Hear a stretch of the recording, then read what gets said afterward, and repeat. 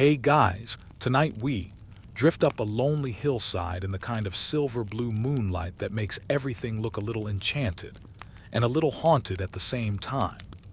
You feel the cool air brushing your arms, hear the faint chirp of unseen insects, and watch the outline of an early medieval monastery materialize out of the darkness like a patient giant waking from an old dream. The stones are uneven, worn, and half swallowed by moss, basically the medieval version of a fixer-upper, except the previous tenants were centuries of wind, rain, and extremely bored goats. And honestly, you probably won't survive this if your shoes don't have good traction. So, before you get comfortable, take a moment to like the video and subscribe, but only if you genuinely enjoy what I do here. And hey, drop your location and local time in the comments. I love seeing where you're listening from. Now dim the lights, maybe turn on a fan for that soft background hum, and let's ease into tonight's journey together. You push open the creaking wooden gate, stepping over a threshold where hundreds of feet have passed before you, pilgrims, monks, travelers who stumbled in by necessity or calling. The moon spills across the courtyard stones like someone tipped over a bucket of molten silver. You can almost taste the coldness of it, a sharp purity that sits on your tongue as you breathe. Somewhere far off, an owl gives a single, unimpressed hoot, clearly judging your late-night arrival. You trudge forward, drawn toward the rough outer wall that marks the true boundary of this place. Built of whatever rocks the brothers could haul up from the valley floor, it's a bulwark of stubborn craftsmanship. Some stones are jagged, others smooth from centuries of damp wind. Lichens cling to them like they've paid long-term rent. You run your fingers across the surface and feel the chill bite through your skin. That wall isn't just a physical marker, it's a quiet declaration, a line. A separation between the world that clamors, argues, taxes, trades, and talks far too loudly, and the world inside, where silence isn't just preferred, it's the norm.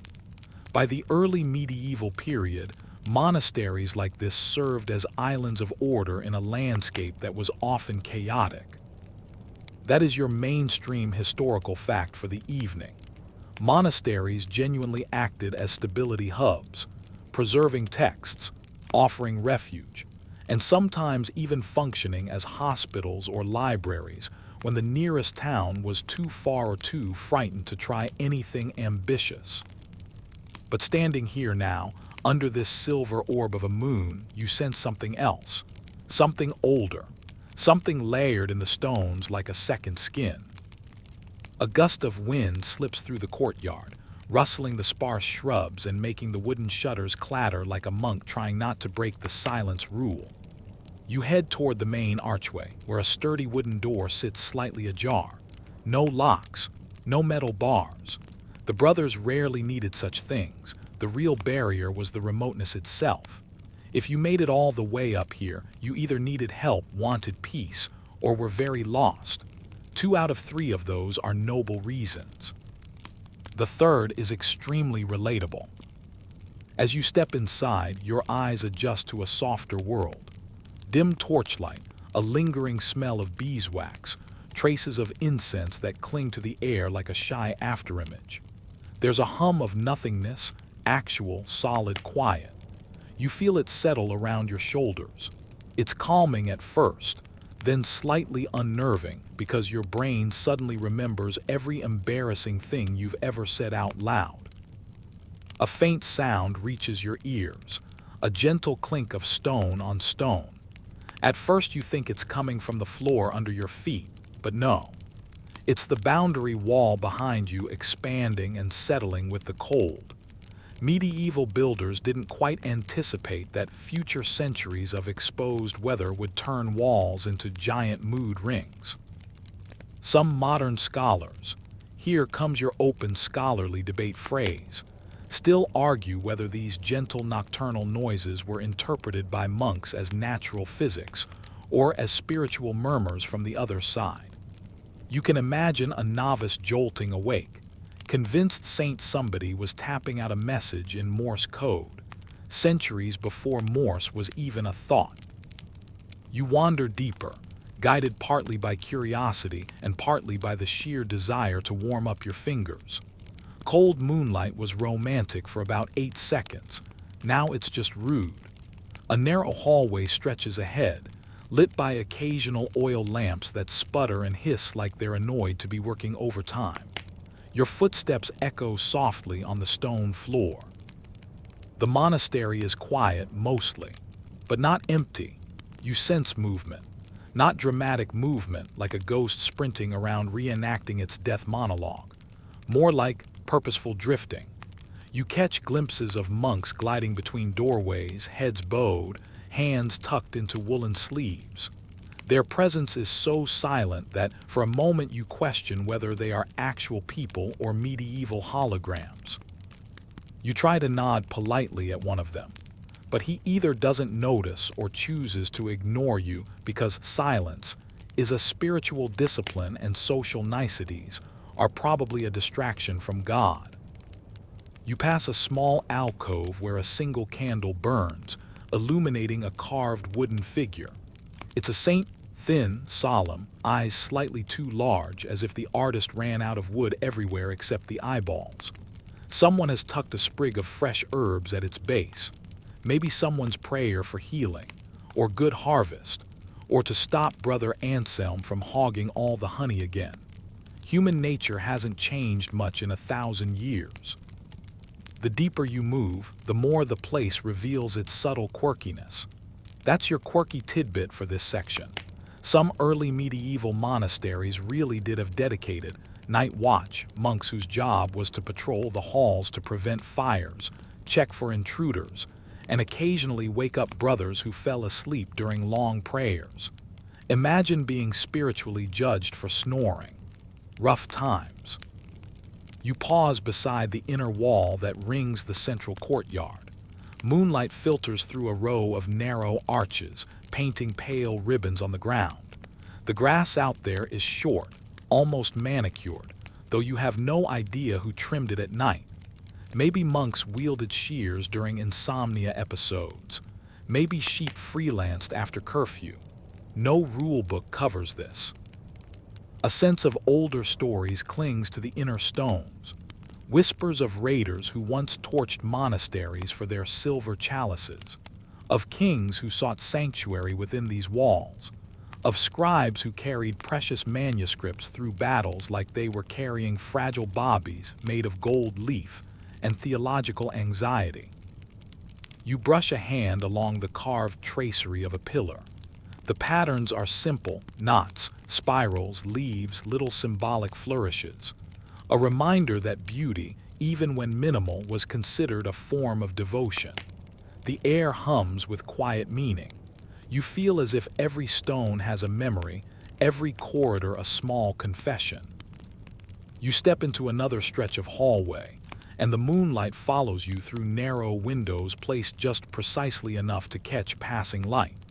It's practical design with an accidental aesthetic bonus. The monks probably didn't intend this corridor to look mysterious and cinematic, but here we are. Another owl calls from the forest below. You shiver not from fear, but from the awareness that you're now entering a world where night isn't something to fear. It's an active part of life here, a partner in prayer, a rhythm setter, a witness.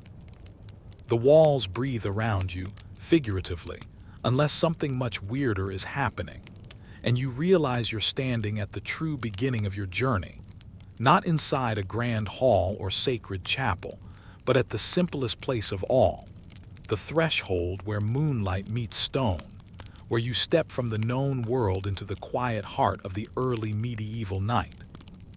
You let out a slow breath as the air settles. Something in you shifts. The chill, the quiet, the soft plant smell of ancient herbs, they combine into a single sensation, a feeling of stepping into time itself. You're here now, inside, past the boundary, past the world you knew. And the monastery waits for you to take the next step. You follow the corridor deeper until it narrows into a cloister walk, a long, rectangular path circling an open courtyard where the moon pours down like diluted milk. The stone arches cast rib-like shadows across the floor, giving you the impression of walking through some giant sleeping skeleton. You keep your steps light, partly out of respect, partly because you don't want your shoes to squeak and get you spiritually side-eyed by a monk who has mastered the art of judging without speaking. The air here hums with a stillness so heavy it feels almost physical. No chatter, no footsteps, not even the faint sound of turning pages, just the quiet thrum of night pressing against the walls. You walk beneath the arches, your fingertips grazing their cold surfaces, and each touch sends a shiver up your arm. Not fear, just the kind of shiver you get when you enter a space where routine is sacred and you're the only one wearing modern deodorant. A robed figure slips by you, his sandals whispering against stone. He doesn't look up. He doesn't nod. The brothers here are committed to silence so deeply that it pulses through the atmosphere like an invisible metronome. You fall into step behind him for a moment, noticing how he keeps his hands tucked into his sleeves, partly to keep warm, partly because the monks believed idle hands were the playground of temptation. You briefly contemplate how many of your own hobbies would be classified as temptation-ready, and then decide not to think about it too hard. The cloister turns gently, each corner revealing a fresh slice of moonlit stonework. You notice a wooden board posted near the wall. Scratched grooves indicate the monk on watch duty tonight. The lines are simple but tell a clear story. Long shifts, few breaks, and one unlucky soul quietly patrolling to make sure no one accidentally set the kitchen on fire. Historically, and here's your mainstream fact, monastic communities structured their entire day around the rule of Saint Benedict, a 6th century guidebook that dictated when to pray, when to eat, and when to quietly contemplate how your feet hurt from walking on cold stone all day. As you pause, a faint jingle catches your ear. You glance toward a tiny alcove containing a wooden bell pull. The rope sways slightly as if someone brushed past it moments before, though the cloister is empty now. The bells control everything here: prayers, meals, work, rest. They are the clocks of this world, except louder and with worse acoustics. A monk once wrote, your quirky tidbit of the day, that a particularly enthusiastic bell ringer in an English monastery was scolded for ringing with the fervor of a war trumpet, which apparently woke up wildlife 3 valleys over. You circle toward another stretch of corridor where the shadows deepen and the draft sharpens. The air smells faintly of lavender and something earthier, maybe rosemary. Bundles of herbs hang from a wooden beam overhead, drying into brittle little clusters. They seem decorative at first glance until you notice a tiny slate tablet scratched with the words "For night calm." Medieval aromatherapy.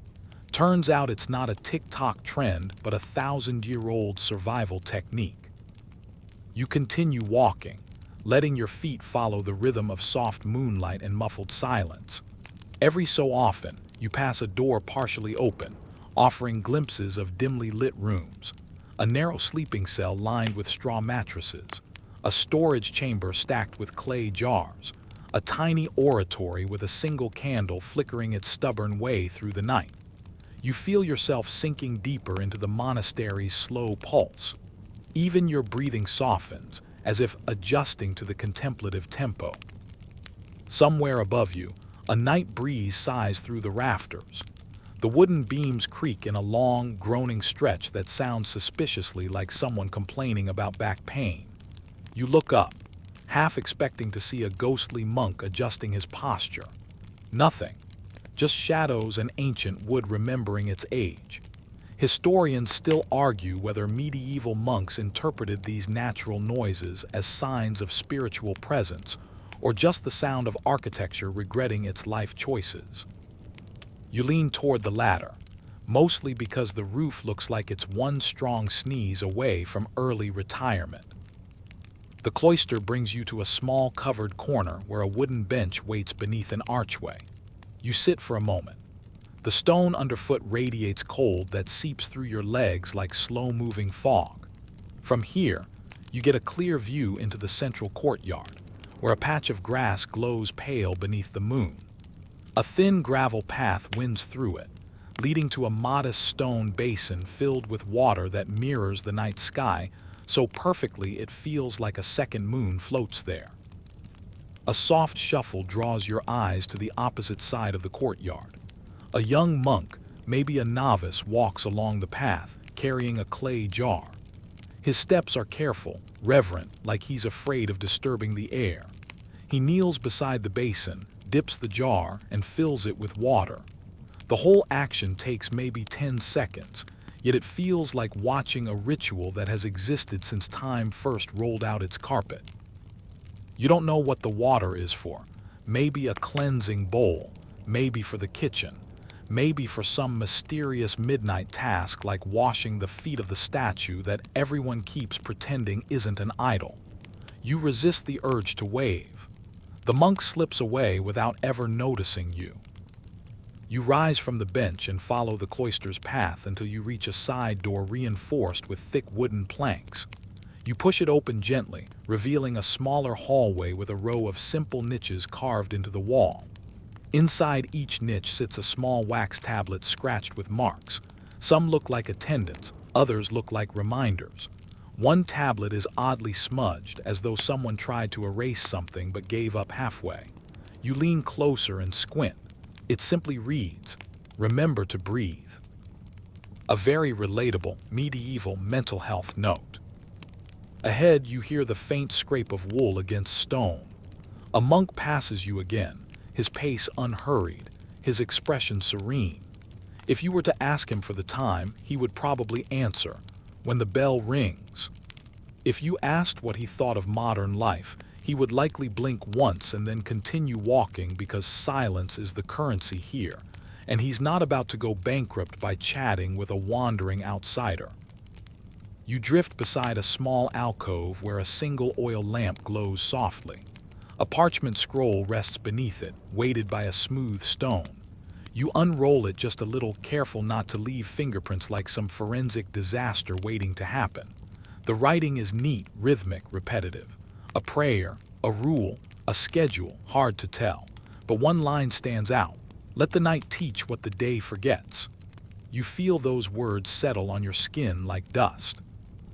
Your wandering feet eventually bring you back to the central walkway of the cloister. You pause, letting the silence drain into your bones.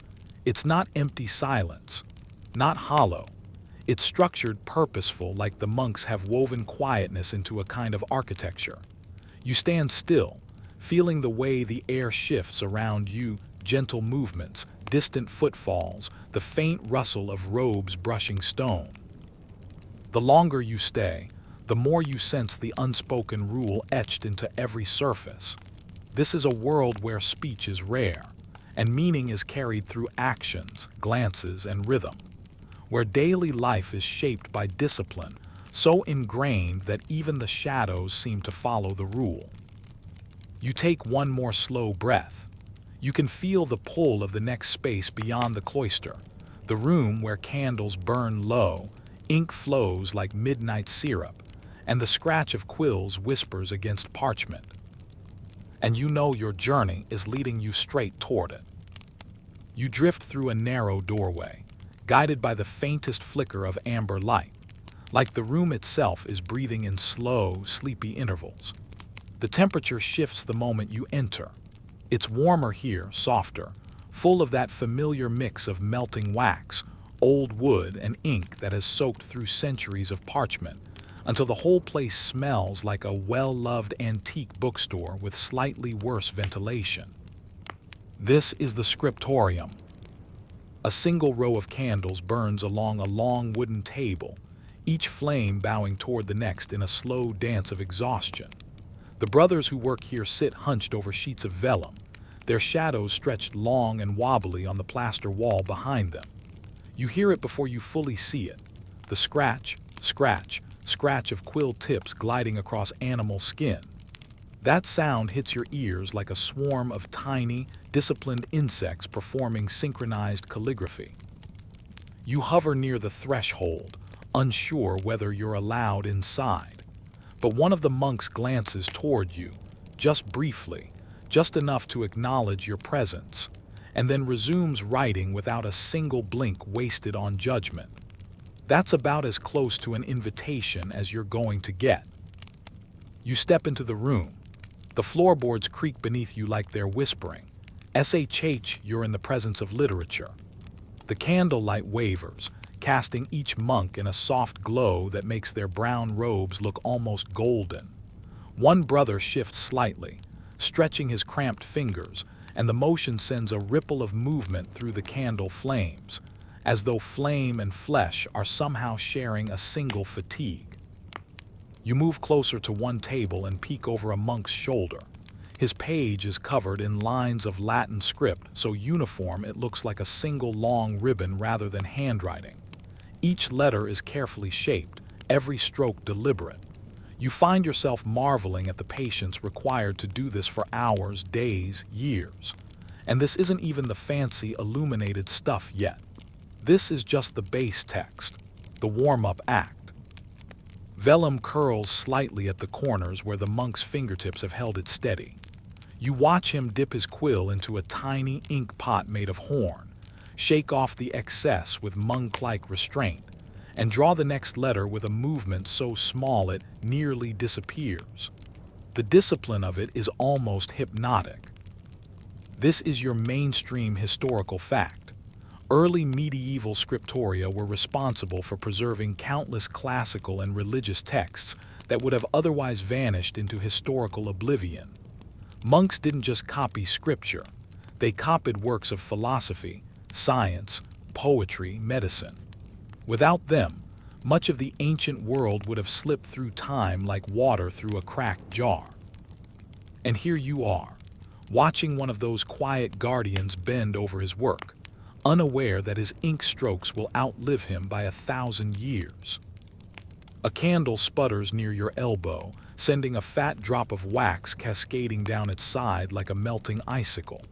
It lands on the table with a soft plip, and you instinctively reach out to poke it. Don't. You would absolutely get side-eyed if monks did side-eyeing. Instead, you simply watch it cool into a tiny white plateau, a miniature landscape on the writing desk. You wander farther into the room.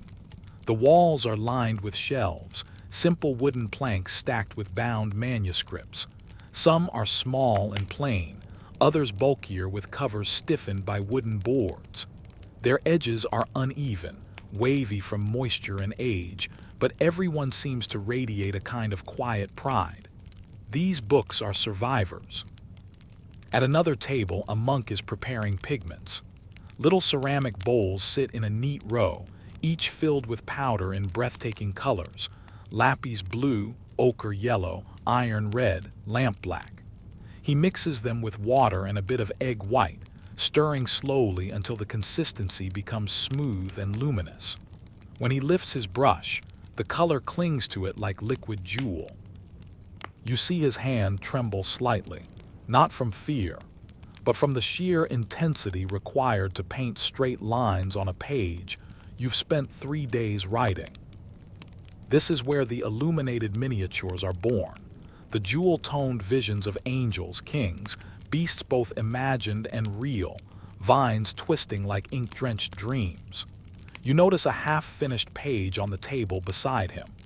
A green dragon curls around the initial letter, Q, its expression somewhere between majestic and mildly confused. You kind of relate. That dragon gives you your quirky tidbit for this section. Many illuminators slipped playful or bizarre images into manuscripts: snails fighting knights, monkeys conducting funerals, nuns harvesting phallic-shaped plants, do not ask, animals playing instruments, and people wearing hats that defy both gravity and dignity. No one knows exactly why. Maybe boredom, maybe symbolism, maybe the medieval version of doodling during a long Zoom meeting. The candles crackle as a draft creeps through the window shutters. You wrap your arms around yourself, and your breath fogs faintly in the chilly air. One monk stands and moves toward a storage chest. He opens it carefully, lifting a stack of blank vellum sheets. They whisper as they slide against each other, sounding almost like distant waves. You reach out to touch one, but he gently slides the sheet away before your modern fingertips can oil stain a month's worth of painstakingly prepared parchment. Fair. You glance up at the rafters. A spider web clings to one of the beams, trembling slightly as the wind pushes through the cracks. The spider itself is nowhere to be seen, probably working the night shift elsewhere. The web glistens in the candlelight, looking almost like an accidental silver bookmark hanging from the ceiling. As you take in the room, you wonder about the monotony of this work. The repetition, the silence, the ache in the hands. Did the monks ever long for something else? Did they ever get bored? Did they ever consider writing a tiny secret message in the margins like, "Help, I've been copying Psalms for 9 hours and I'm beginning to resent vowels"? Historians still argue whether the uniformity of medieval manuscripts reflects sincere devotion or simply strict oversight by monastic superiors who didn't tolerate creativity unless it involved drawing vegetables shaped like demons. Probably a bit of both. You drift toward another corner of the scriptorium where an older monk sits alone. His head is bent low, his hair tonsured so cleanly the circle looks drawn on. His quill hovers for a moment before he resumes writing in a slow, trembling hand. You feel something tighten in your chest.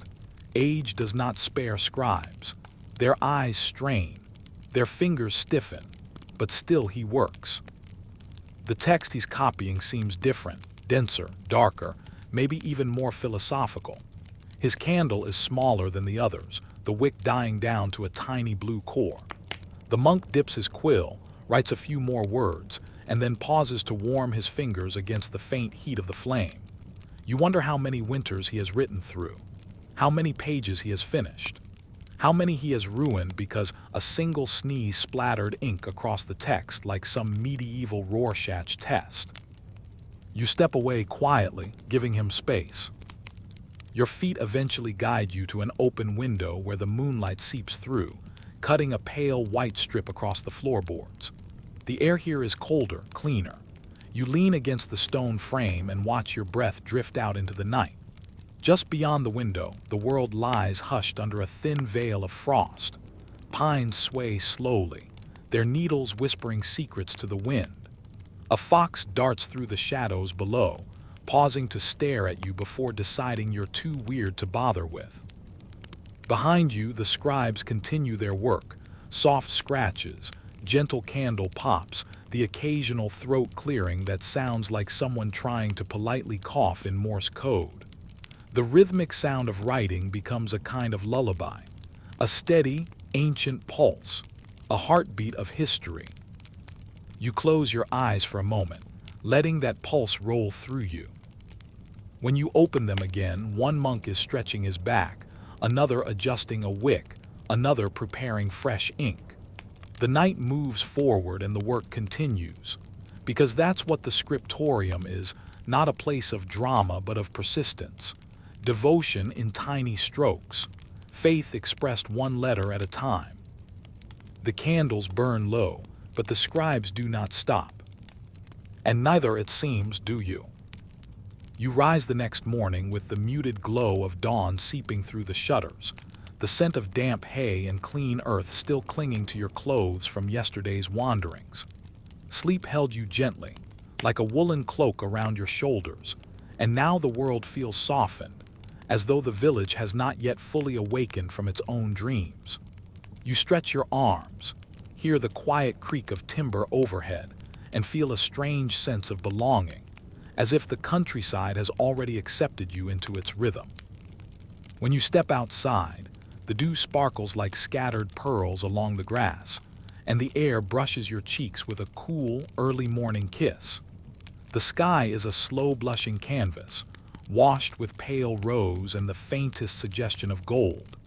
And down the slope, past the hedgerow where sparrows chatter with irrepressible excitement, You notice the villagers gathering in the open fields you explored the day before.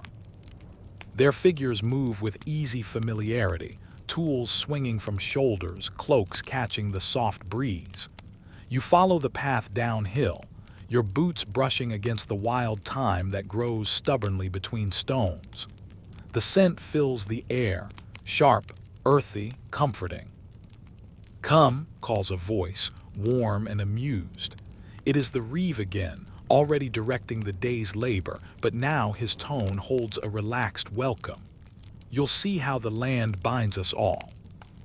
And so you step into the heart of medieval and strangely Edwardian farming tradition, a blending of centuries where practice persists long beyond the age that first invented it.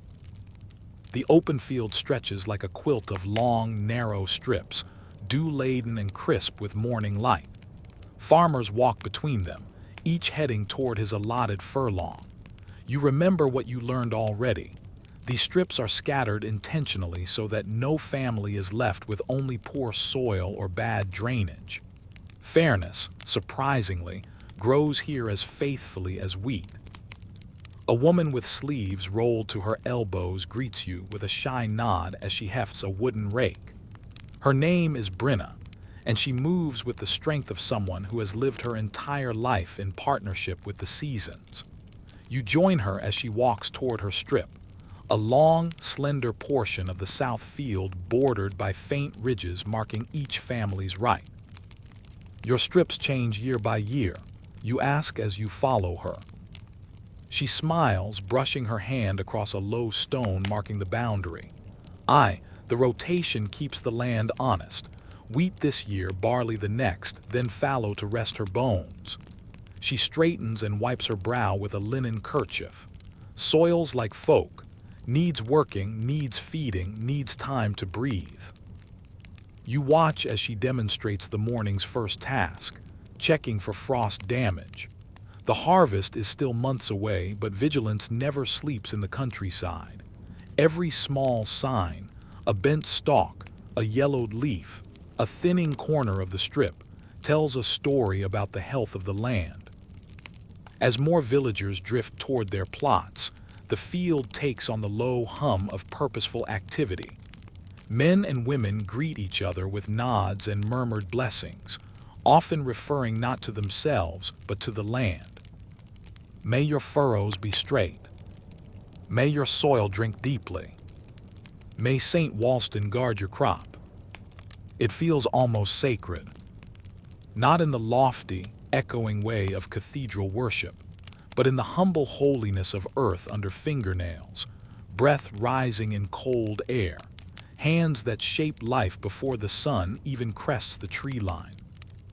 By mid-morning, you are walking with the steward, a tall man whose life seems stitched together by duty and meticulous care. His long wooden staff taps against the ground as he guides you through the open fields toward the pastures. "These lands," he says, gesturing wide across the undulating countryside, "are more than food. They're the ledger by which duty is measured." Duty, the word hangs in the gentle wind, heavy but not unkind. Each strip, he continues, is both a gift and a bond. In tending it, the villagers honor the manor. In granting it, the Lord honors the villagers. It strikes you then that fealty is not some distant, dusty contract stuffed inside the manor's archives. It lives here, under each step, between each blade of grass, in every hand that turns soil. You glance southward where a line of grazing cattle lifts their heads at the soft clanging of a bell. The pasture spreads wide, bordered by low stone walls and patches of gorse. The air is rich with the earthy perfume of livestock and early summer growth. The steward notices your gaze. "Those are the village cattle," he explains, "shared across households. Each family has rights to graze a number of beasts according to tradition." The animal's hide glows warmly as the sun rises higher, their rhythmic chewing almost hypnotic. A few calves stumble after their mothers, legs wobbly, ears twitching. You walk closer, the grass brushing your ankles. A cow with a coat the color of chestnuts snorts softly and noses your hand.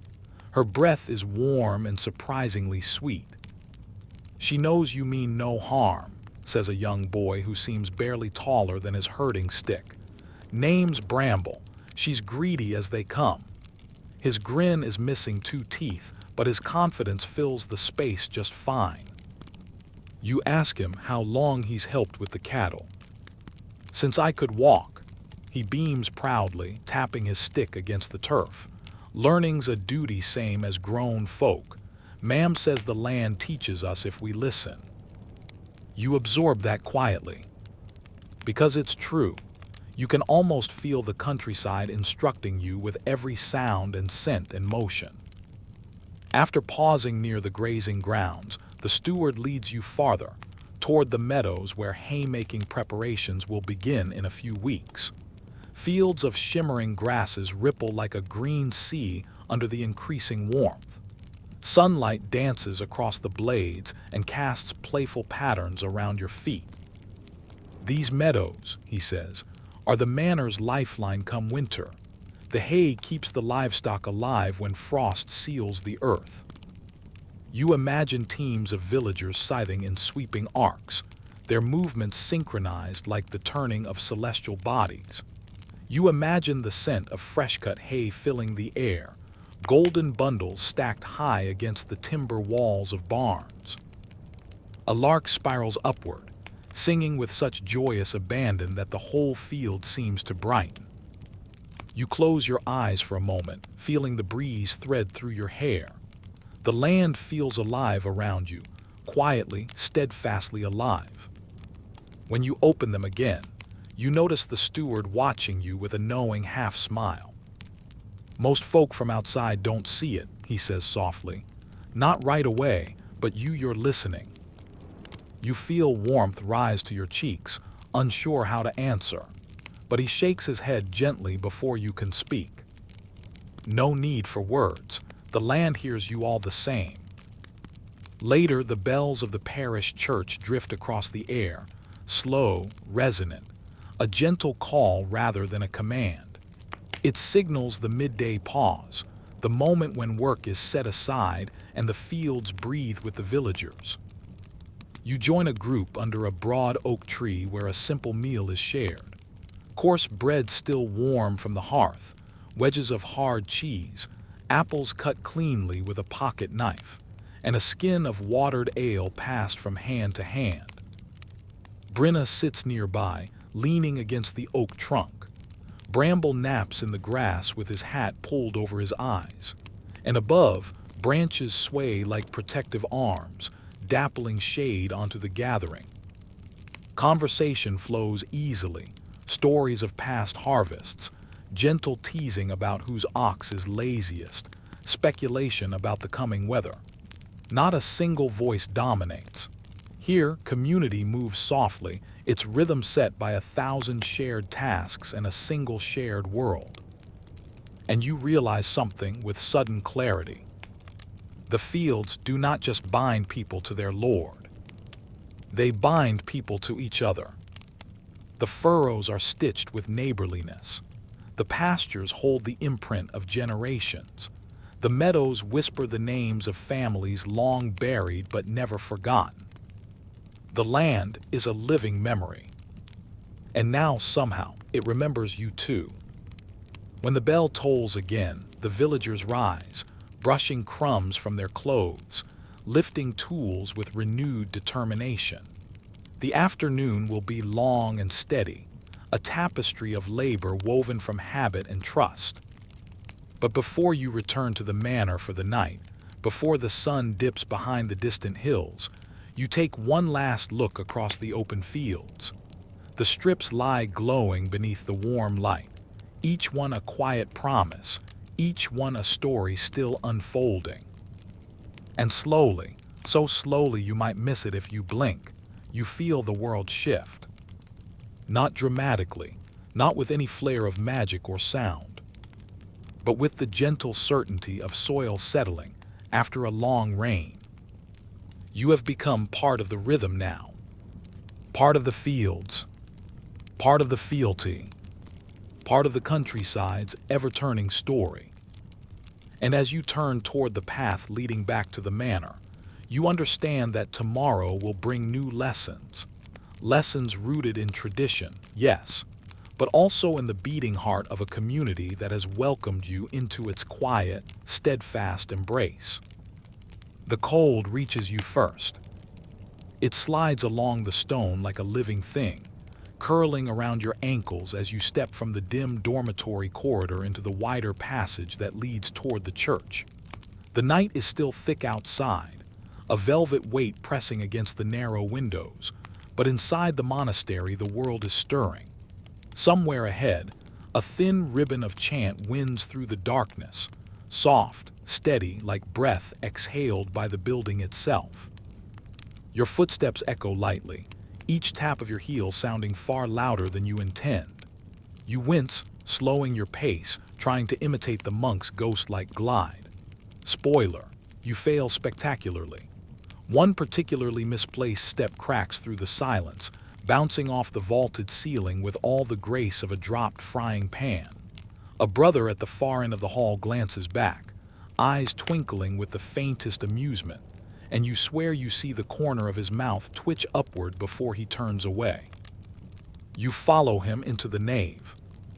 Candles burn in tall iron sconces, their flames wavering as though shivering in the chill. Shadows cling to the columns, rising and falling with the candlelight, making the stone saints carved into the walls seem to breathe. The monks gather slowly, each slipping into his stall with the practiced calm of someone who has lived this rhythm for decades. No one speaks, not because of some strict silencing rule, but because this hour belongs to stillness. It's the night office, also called nocturnes, the first of the monastic nighttime prayers. You settle into a narrow wooden bench, feeling the smooth indentations carved by years of use. When the abbot enters, the brothers rise with the soft rustle of woolen habits, and then, with no more ceremony than the lighting of a single candle, the chant begins. At first it's a low hum, barely more than vibration, a sound you feel in your ribs before you hear it in your ears. Then voices separate, each strand weaving into the next, forming a slow-moving river of melody that fills the entire church. The Latin floats upward in gentle waves, vowels rounded, consonants soft. Even if you don't understand the words, the meaning finds you through tone alone. And just like that, you're inside the oldest heartbeat of monastic life. The monks step forward in alternating groups, their movements synchronized but unhurried. A reader in a hooded cloak approaches the lectern, where a thick manuscript lies open. The pages, illuminated with gold leaf long faded to a warm glow, catch the candlelight. He chants a psalm with the measured confidence of someone who has done this since he was small enough to hide under a choir stall during practice. You lean against the wooden paneling, absorbing every detail.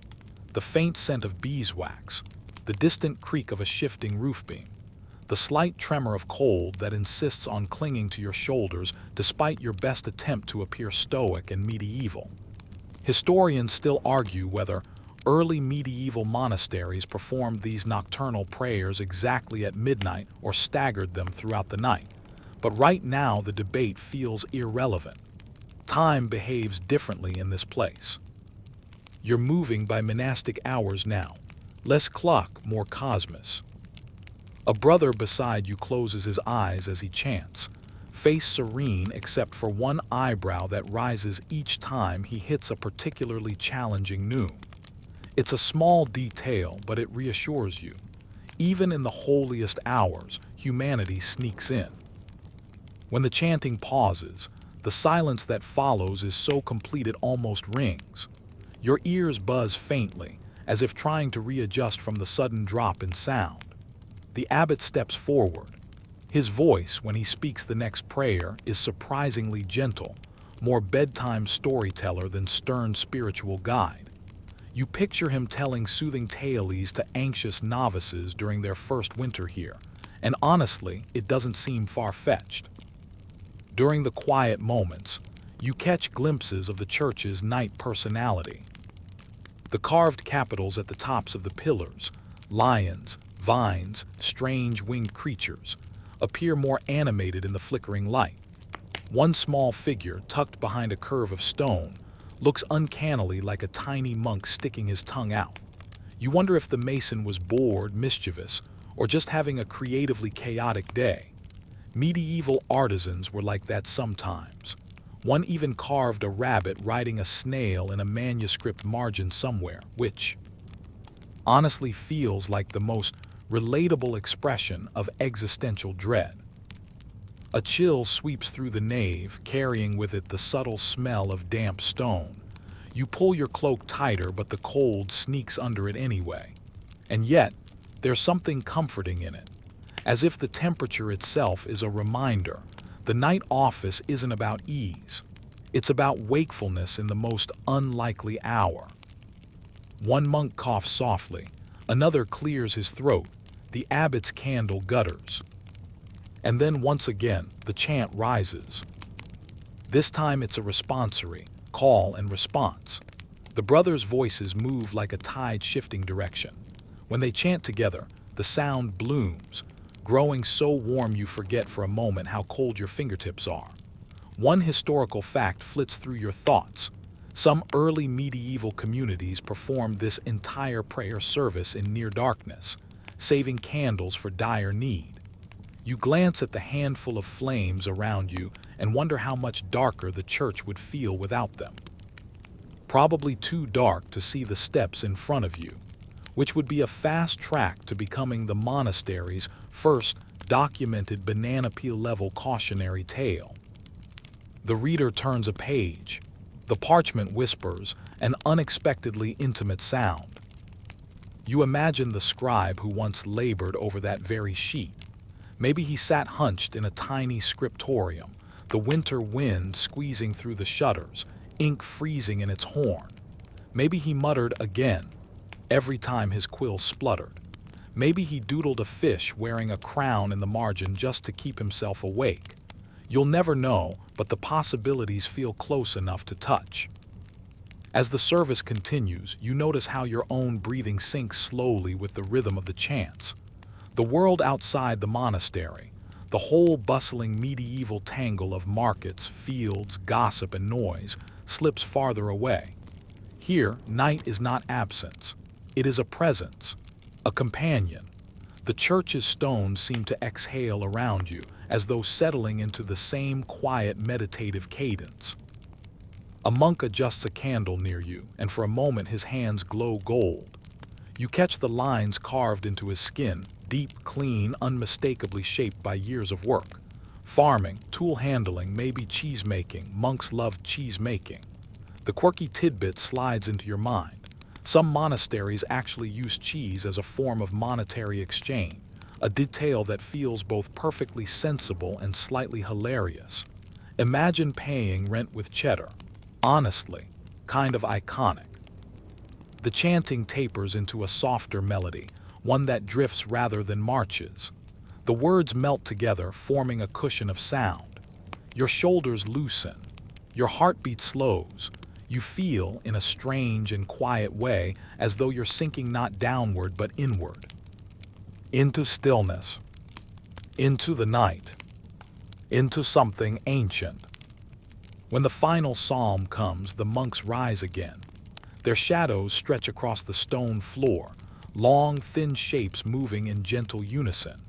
You follow, your knees cracking just loudly enough for a young novice 2 stalls over to glance curiously at you.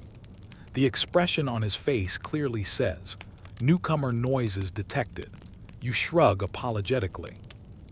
The abbot gives a closing blessing, simple but resonant. You bow your head, though you're not entirely sure where to put your hands. You attempt to mimic the monks again, and again you fail. But this time your clumsiness doesn't echo. It's swallowed by the warmth of the moment. The night office ends with no fanfare. Just silence. A silence so full, It feels like a soft cloak settling over your shoulders. One by one, the monks file out, their sandals brushing the stone in a whispering rhythm. You follow them through dim passages lit only by pocketfuls of candle glow. The walls breathe cool air. The floor feels ancient beneath your feet. For a moment, you imagine the countless feet that have walked this exact path, centuries of them, tracing the same nightly devotion. And now you're part of that pattern. Another step in a very long procession. As you return toward the cloister, the sky outside is still black, but a faint hint of blue, barely more than a suggestion, is gathering somewhere beyond the hills. Dawn is coming, but night, for a few moments longer, still holds you close. You move through the cloister with a lingering haze of chants still humming at the edges of your mind, like a melody that refuses to leave the room with you. The dawn hasn't fully committed yet. It hovers indecisively behind clouds, simmering in shades of blue and charcoal. The monastery is quieter now than in the depths of the night, an odd paradox you can't quite explain, as though the night office siphoned off every remaining sound. You should probably be heading back toward the dormitory or warming yourself near the kitchen hearth, but something tugs at you, an impulse, a faint whisper from somewhere deeper within the complex. Not a voice, exactly, but a kind of gravitational pull. And that's how your steps carry you down a side passage you haven't explored before, narrow and low, with arches just high enough to keep you from cracking your forehead open on medieval enthusiasm for compact hallways. Your breath puffs faintly in the cold. The stones here look older, darker, worn smooth by feet far more disciplined than yours. You slow your pace, partly out of caution, partly because something in the air suggests this place expects silence. The monastery has many moods, but this corner, this chill bend of corridor, holds one that feels like someone drawing a curtain. At the end of the hall waits a door. Heavy oak, iron hinges, no ornamentation except for a small, carved cross and a keyhole the size of a cautious mouse. You know immediately what this is. The librarium. The forbidden one. Not the general-use reading room where novices copy psalms while trying not to fall asleep into their ink. No, this is the collection reserved for senior monks, scholars, and occasionally travelers with letters of permission. A room of chained books, guarded texts, and ideas considered, depending on the century, valuable, dangerous, or both. The latch looks older than everything around it. You reach toward it, hesitating for exactly the same amount of time it takes your inner voice to say, "Look, if you get smited, that's on you." You press the latch. It lifts. Quietly, suspiciously quietly. You slip inside. The smell hits you first: parchment, beeswax, dust, and something that might be centuries-old ink, or might be the ghost of a monk who really loved bookkeeping. Tall shelves loom on both sides, carved so intricately they look like they might whisper if you stand too close. The room is long, narrow, and warmed by a single brazier glowing faintly from the far end. Rows of books, thick, heavy, bound in leather, line the shelves with iron chains fixed to their spines. They clink softly as you pass, like they're acknowledging your trespass with polite disapproval. You pause at one particularly large volume whose chain is twice as thick as the others, and for a moment you wonder what's inside. Demonology, herbal remedies, a medieval cookbook. Honestly, the last one is the scariest. Nothing says terror like boil until gray. You run your fingers lightly along a wooden table. A quill lies abandoned beside a half-written folio. The script is angular, jagged, Carolingian minuscule, meeting someone with shaky pre-coffee hands. A diagram fills the margin, something resembling a serpent intertwined with a vine. You lean closer, trying to interpret it. Here's your historical fact for the night. Many early medieval monastic libraries actually chained their books to prevent loss, because each manuscript represented months or even years of work, an enormous expense. In some places, the chained library system continued well into the early modern era. Knowledge was precious enough to need physical restraint. One chain rattles lightly behind you. You turn. Maybe it was just settling metal. Maybe it was the draft from the barely cracked window. Or maybe, just for a second, that enormous volume with the double chain shifted under its own weight. You swallow. This is exactly the atmosphere where historians still argue whether strange occurrences in monastic libraries were spiritual, psychological, or just mice with main character energy. You move deeper into the room, the shadows sliding along the floor like silent companions. A lectern stands near the center, supporting a book so large it's practically furniture.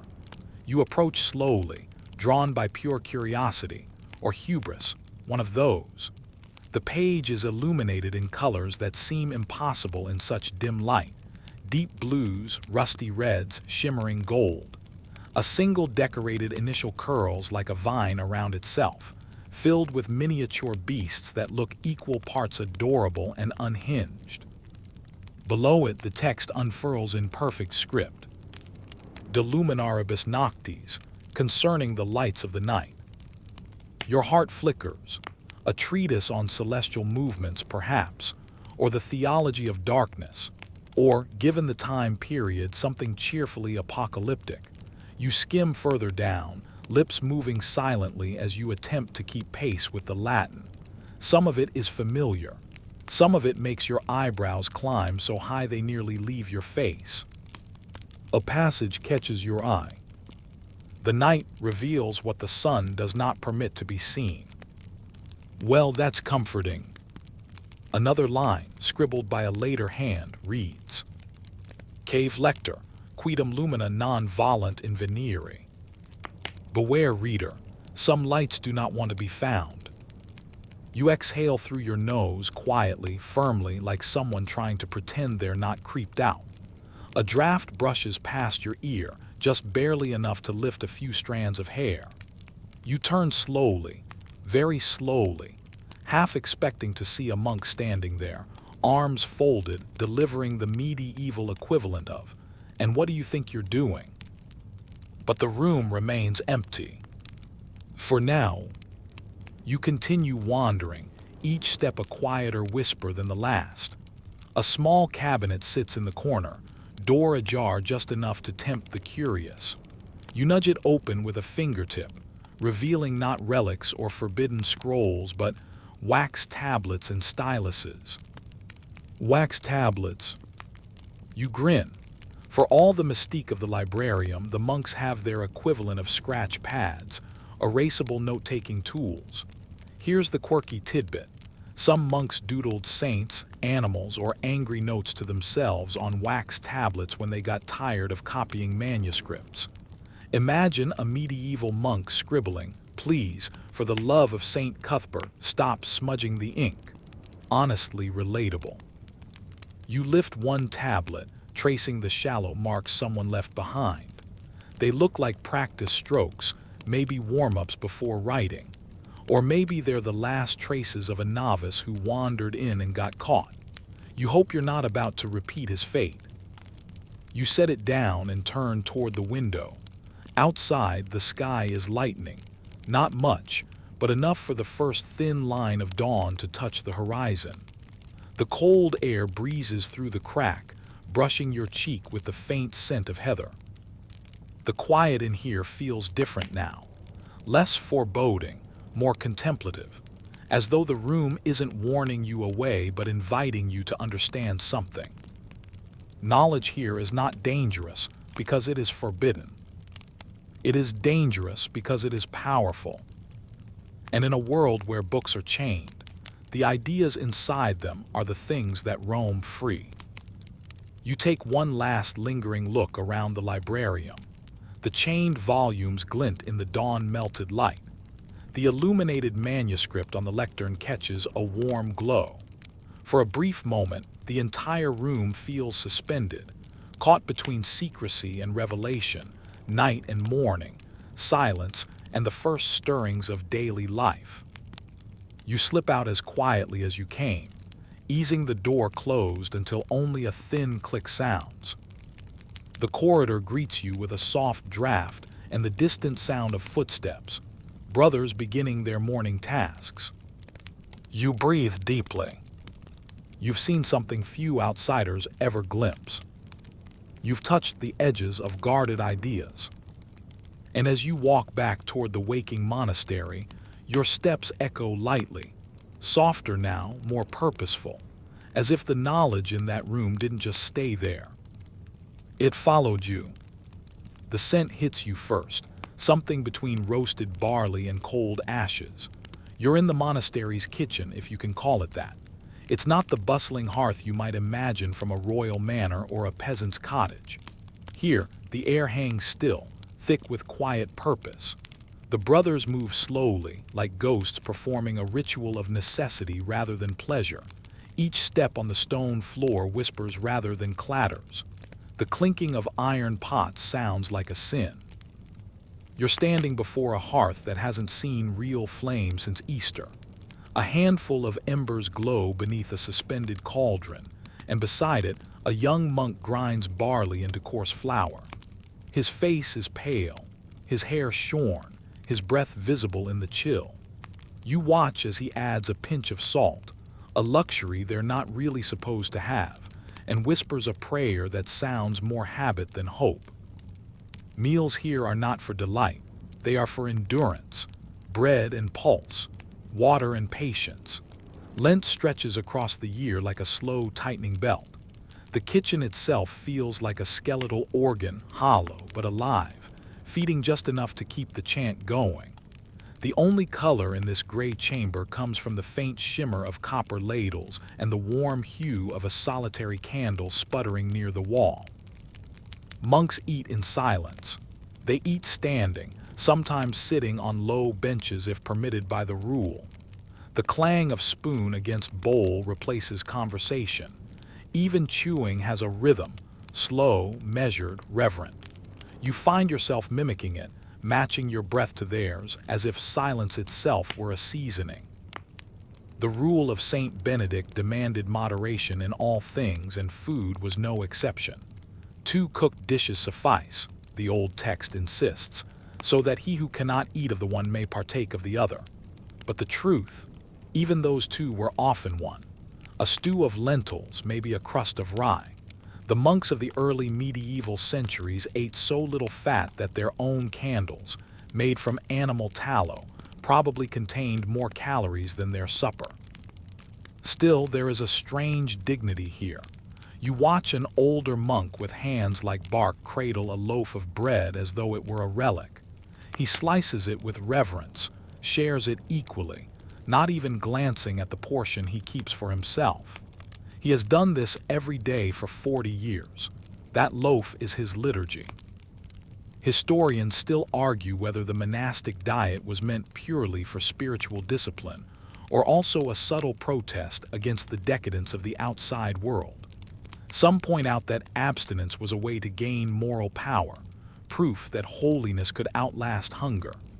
Others see it as a form of quiet rebellion against feudal indulgence. Either way, the result was the same: thin monks with bright eyes and clear consciences. And yet there were Cheat's small, almost charming hypocrisies. Fish counted as not meat, so rivers and ponds near monasteries became bustling with secret abundance.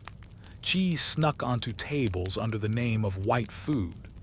And ale, oh the ale, was considered a kind of liquid bread, brewed light and often drunk in place of water, which could be far deadlier. You catch sight of a small side alcove, the bakery. Inside, the oven looks like an ancient tomb, round-mouthed and soot-stained. The baker, a silent man with arms powdered in flour, slides loaves onto a paddle as if launching boats into a sacred river. The smell of baking grain lingers like prayer incense, warm and faintly sweet. Nearby, a stray cat wins between sacks of oats, earning affection from a novice who pretends not to notice it.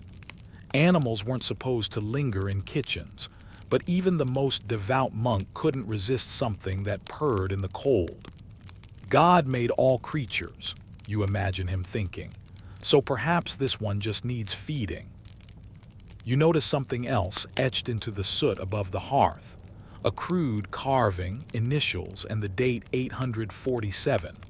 The monastery has burned before, you realize, probably more than once, but the kitchen was always rebuilt first. You can't sing psalms on an empty stomach.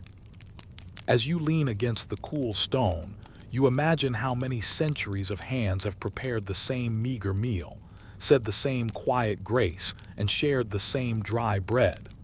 There's a kind of eternity in the repetition, a rhythm that beats beyond empires and kings. You smile faintly. Somewhere in that monotony lies peace. And as the last loaf is wrapped in linen and the candles are snuffed one by one, you feel the room darken not into emptiness but into rest. The silence returns, heavy but kind. Outside, the moon hovers, pale as flour. A thin ribbon of moonlight guides your steps as you leave the cloister buildings behind, your sandals brushing against dew-soaked grass. The monastery at night feels like a world paused, every sound softened, every shadow lengthened. Yet beyond its walls, the land is anything but idle. The fields stretch out like patient witnesses to centuries of silent labor, terraced and carved with a precision that seems almost prayerful. You follow the narrow path downward, where the earth smells of damp soil and crushed herbs, the kind that cling to your fingers long after you've touched them. The brothers don't farm in the way you'd expect from medieval life. No frantic peasant scurrying or loud shouting over stubborn oxen. Here, labor is devotion. Each motion is contemplative. Each tool is handled like a relic. You spot two monks working under the moon, one turning the soil with a wooden spade, the other inspecting a row of winter cabbage that shimmers silver under the night sky. They look almost like figures in a dream tapestry, still, purposeful, unhurried. You step closer, and the younger of the two acknowledges you with a nod so slight it could be mistaken for a trick of the light. He gestures toward a patch of soil where the monastery's herb garden begins, small sprigs of sage, rue, and pennyroyal. The shapes blur under the moonlight, but the scents rise like whispered confessions. Medieval monasteries were famous for cultivating herbs, not just for food, but for healing. One mainstream fact you recall: many early medieval hospitals were literally attached to monasteries, run by monks who saw tending the sick as both a duty and a path to salvation. You trail your hand along the stone border of the garden and find it surprisingly warm from the sun's lingering memory. The terracing above you rises like stacked steps toward heaven, each level representing another slice of life sustained. Grain on one, beans on another, orchards further up. The monks believed in self-sufficiency long before it became a trendy slogan. In an age when kingdoms collapsed faster than you can say, probably not going to survive this, being prepared wasn't just wise. It was divine insurance. Here's your quirky tidbit. Some monasteries kept beehives on rooftops because they believed bees were messengers of God. Their honey sweetened otherwise depressing meals, and their wax lit the night office when no daylight dared. Watching the moon reflect on the leaves, you can almost imagine those bees tucked away, dreaming bee dreams, ready to start buzzing at dawn like tiny, winged parishioners. You walk farther toward the grain fields. The wind shifts, creating a soft rustle that mimics ocean waves. You swear you can hear it syncing with your breathing, slow and hypnotic. Historians still argue whether monks chose nocturnal farming to avoid daytime heat, or whether it was symbolic, a way to labor between worlds, bridging earthly toil and heavenly contemplation. Either way, there is something undeniably magical about farming under a moon that looks close enough to touch. A plow stands abandoned at the edge of the field, its wooden frame furrowed with age, metal tip dull with use. You run your fingers along it and imagine the countless seasons it has churned through, years when rain was generous, years when drought turned the soil to stubborn stone. If this plow could talk, it would probably sigh dramatically and ask for a vacation. A soft grunt surprises you. You turn to see a sleepy ox blinking at you from the shadows. He huffs warm breath into the cold night air, forming little clouds that drift upward like miniature prayers. A novice tending him raises a hand in greeting. The novice's hood is down, revealing a mop of hair he definitely shaved too recently, razor stubble like tiny silver sparks in the moonlight. He offers the ox a handful of hay and murmurs something gentle enough to soften even the crankiest medieval cow's spirit. You follow him along the fence line where the terraced fields descend into a valley. The moonlight makes the landscape look like a giant, rippling manuscript, inked in silver, edged in darkness. The novice points out the irrigation channels the monks have carved with their own hands. They aren't fancy, but they work, redirecting streams, capturing runoff, keeping crops alive where nature offers no guarantees. You pause beside a grove of fruit trees. Their branches bend with the weight of apples, though many have already fallen, softening into the earth. A fox darts quietly between the trunks, pausing long enough to glance at you with the confidence of a creature who knows the monks won't bother chasing him. They coexist peacefully here, creatures and brothers and tired wanderers like you. As the night deepens, you hear faint chanting drifting from the distant chapel, a reminder that even while they farm, the monks keep prayer close. Labor and liturgy weave together like threads in a single tapestry. You feel it settling into your chest, a rhythm steady enough to lull even the busiest mind toward restfulness. The novice lights a small lantern, its glow golden against the blue-tinged landscape, and thanks you for walking with him, even though you barely spoke. In this world, silence is communication. Stillness is its own language. You breathe in the cold, clean air, and for a moment the fields, the moon, the monks, and the centuries feel like one long exhale. The night is at its deepest when you first hear it, a hollow thud against the wooden gate, followed by another, softer this time, almost apologetic. You pause mid-stride, spine tingling as the monastery's stillness shifts around you. The fields behind you are quiet now, the moon hanging low like a weary sentinel, and the cloister buildings glow faintly where candlelight leaks through cracks in ancient shutters. Everything feels perfectly asleep, except for that knock. You step closer, drawn the way a moth leans toward a flame even when it knows it might get singed. The outer gate looms ahead, taller than two men, reinforced with iron bands and flanked by two squat towers where the night watch should be stationed.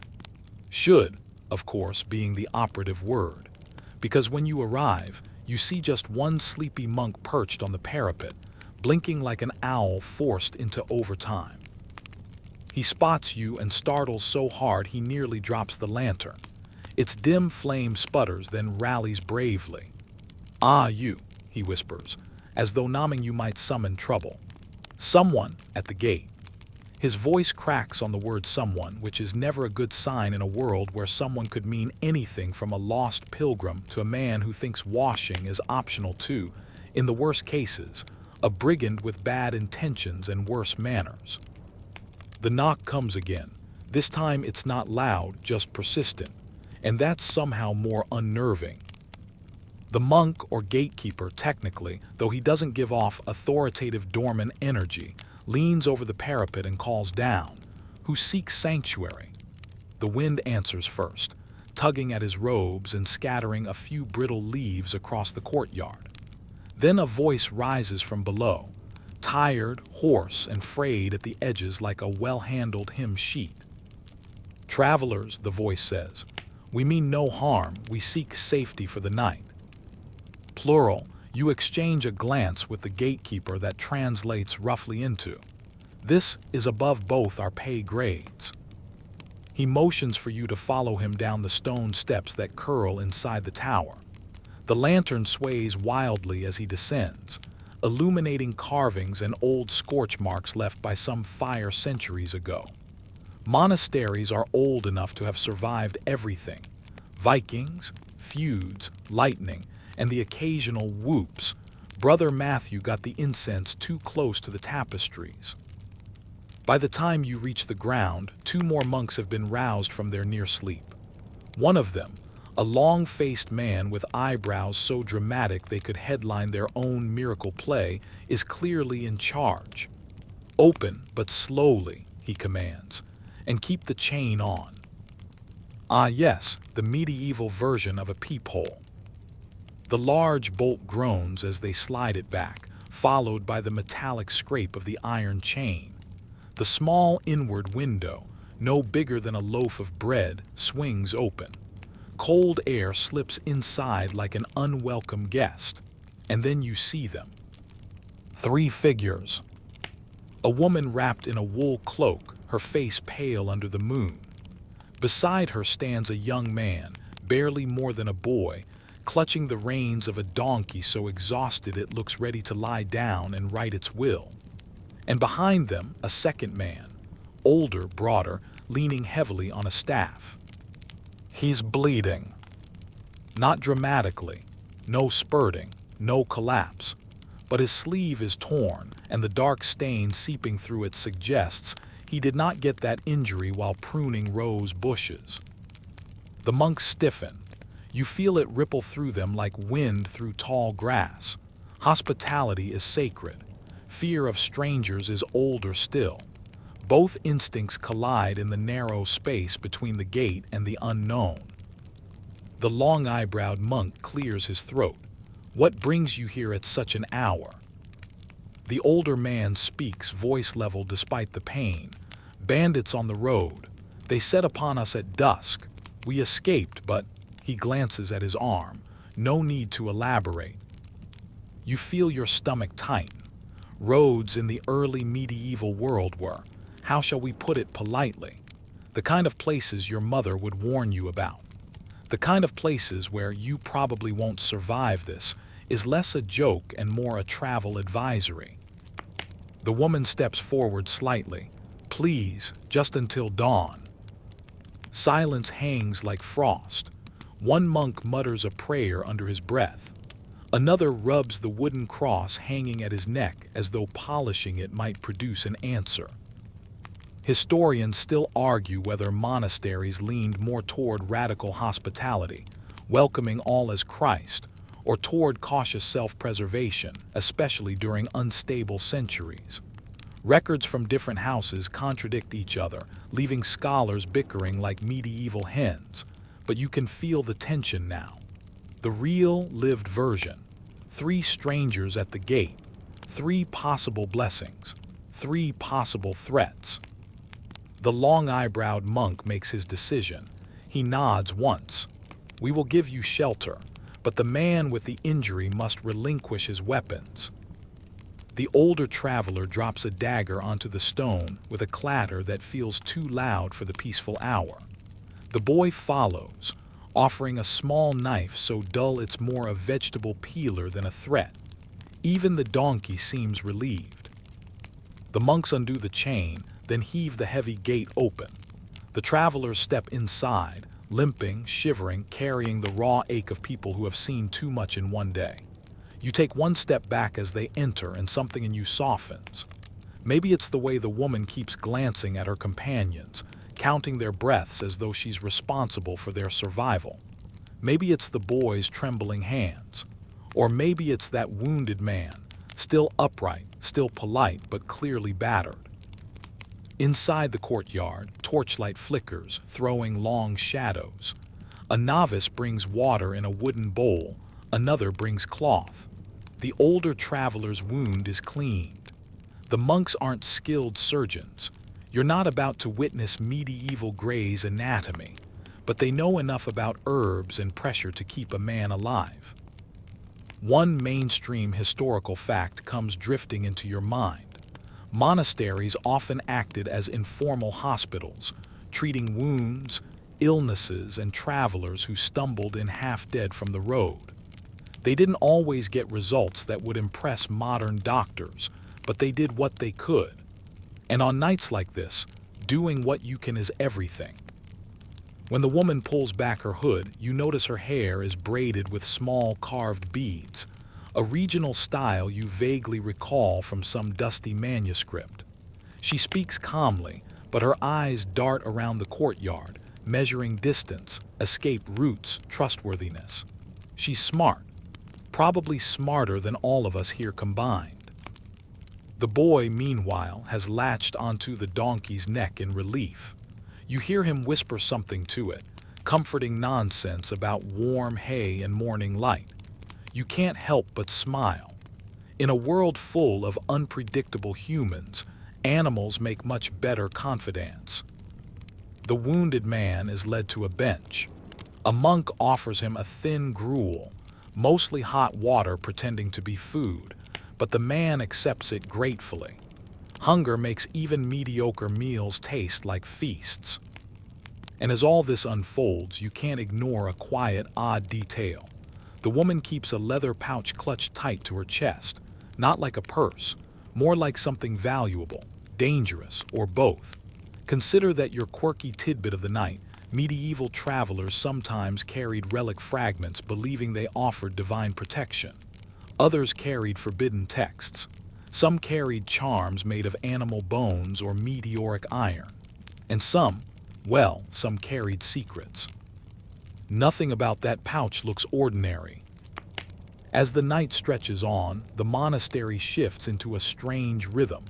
Some monks keep watch from the shadows, hands resting lightly on wooden staves. Others accompany the travelers to the guest house, a simple structure with straw mattresses and drafty shutters. Not glamorous, but safe. You follow at a respectful distance, watching the boy settle the donkey near a trough, watching the woman finally exhale in something like gratitude, watching the older man wince as he lies down, murmuring thanks to the monks. The long-eyebrowed monk catches your gaze. "Pray for them," he says quietly, "and pray that they mean us no harm." You nod, it seems fair. Later, when the monastery grows silent again, you walk back toward the gate one last time. The moon has dipped lower, pale and thinning. The wind carries a scent of smoke. From the travelers' clothes, you realize evidence of the attack they escaped. You rest your palm against the thick wood of the gate. It's warm where the monks touched it earlier. So many hands over so many years. So much fear and hope tangled in this single threshold between the known and the unknown. You almost turn away, but then you hear it. A faint rustling from the guest house. A whispered exchange. You're too far to make out words, but you see the woman slip that mysterious pouch under the straw, pressing it deep, hiding it. Interesting. You walk back into the cloister just as the night bells begin their slow, echoing toll. The sound rolls through the corridors like a gentle reminder that even in a world filled with danger, the rhythm of prayer and shelter continues. And somewhere behind you, 3 strangers settle into uneasy dreams, while the monks who welcome them weigh generosity against vigilance. Moonlight thins. The gate stands firm, and you breathe in the fragile peace of a monastery that has chosen mercy tonight, knowing it could have chosen fear. The storm announces itself long before it arrives. You feel it first as a strange pressure in the air, a heaviness that clings to your skin and makes the tiny hairs on your arms stand upright like nervous sentries. The monastery courtyard, usually so still at night, feels charged, as if someone has wound the sky too tightly and it's about to snap. You pause under the archway, listening. Nothing yet. Just the faint creak of wood, the distant whisper of trees, but something is coming. A novice rushes past you, robes flapping like sails in a rising wind. "To the belfry," he calls out to another monk half asleep near the cloister door. "The ropes must be secured." There's urgency in his voice, too sharp, too loud for a place built on the idea of whispered holiness. You follow instinctively, your steps quickening as the first roll of thunder trembles across the night like a warning growl. The bell tower rises ahead, a tall silhouette against a bruised sky. It's older than most of the monastery, as old as memory here, and you can feel that age in the stones beneath your fingers as you approach. They're rough, weather-carved, dusted with centuries of storms just like this one. Though you think, maybe this one is worse. Maybe the sky tonight is in a bad mood, or maybe nature has simply decided to remind everyone who's really in charge. Inside the base of the tower, monks are already gathering. Some carry lanterns, though the flames flicker dangerously in the swelling wind. Others carry tools, wedges, ropes, wooden braces, things that look like they belong in a carpenter's nightmare. The bells themselves hang far above, out of sight but not out of mind. Everyone glances upward as though expecting them to come crashing down at any moment. You grab the nearest rope along with two monks, helping coil it along a beam so it won't whip wildly in the gusts. The air is buzzing now, literally humming with electricity. The storm clouds churn, thick and fast, obscuring the moon until the world becomes a palette of deep blues and violent blacks. And when the wind hits the monastery walls full force, it sounds like a massive beast dragging its claws across the stone. A flash, white, brilliant, blinding. Lightning cracks across the horizon, illuminating the belfry's wooden beams through the stairwell opening above. For a fraction of a second, the entire tower glows like something struck from heaven's forge. Then, boom. The thunder that follows doesn't just shake the air. It shakes you. It rattles your ribs, turns your heartbeat erratic, makes you wonder for a nervous instant whether you should have updated your life insurance before coming here. "Up," a monk shouts, pointing toward the spiral staircase. "We must check the supports." And like someone who has clearly forgotten that you probably won't survive this warning from earlier, you go with them. The climb is brutal. Wind howls through gaps in the stone, swirling dust and straw in your face. The staircase narrows as you ascend, steps worn from centuries of sandaled feet. Halfway up, the tower sways, just subtly, but enough to make your stomach briefly exit your body and look for safer lodging. A monk ahead of you mutters a prayer so fast it sounds like he's speed-running salvation. You emerge onto the upper landing just as another lightning bolt turns the world stark white again. And then you see it. The bell. Massive iron suspended by thick wooden beams that groan like old men with stiff joints. Chains rattling, ropes shivering. The storm has turned the tower into a battlefield, and this bell, this enormous, ancient bell, is the trembling heart of it. The lead monk gestures frantically. "Secure the west beam." You rush with him to the far side where the beam has loosened from its housing. The wind slams the tower again, harder this time, and the bell swings a few inches, the clapper knocking gently against its side with a tone that shouldn't be gentle at all. It's ominous, like the Grim Reaper tapping a wine glass to announce last call. Together you brace the beam, shoving wedges into place while another monk drives them in with a mallet. Wood chips fly. Dust stings your eyes. The whole tower tilts just enough to make your knees wobble. Someone shouts below, but the storm swallows their voice whole. You can barely hear your own breath, let alone anyone else. And then another flash, another boom, this one closer, much closer. A smell hits you next, sharp and burnt. The hair on your arms lifts again, more intensely. You whip around just in time to see sparks showering down from the beam to your right. Lightning must have struck the tower's roof or weather vane. The monks exchange wide-eyed looks, each silently calculating how fire-resistant a 1,000-year-old wooden superstructure might be. Hint, not very.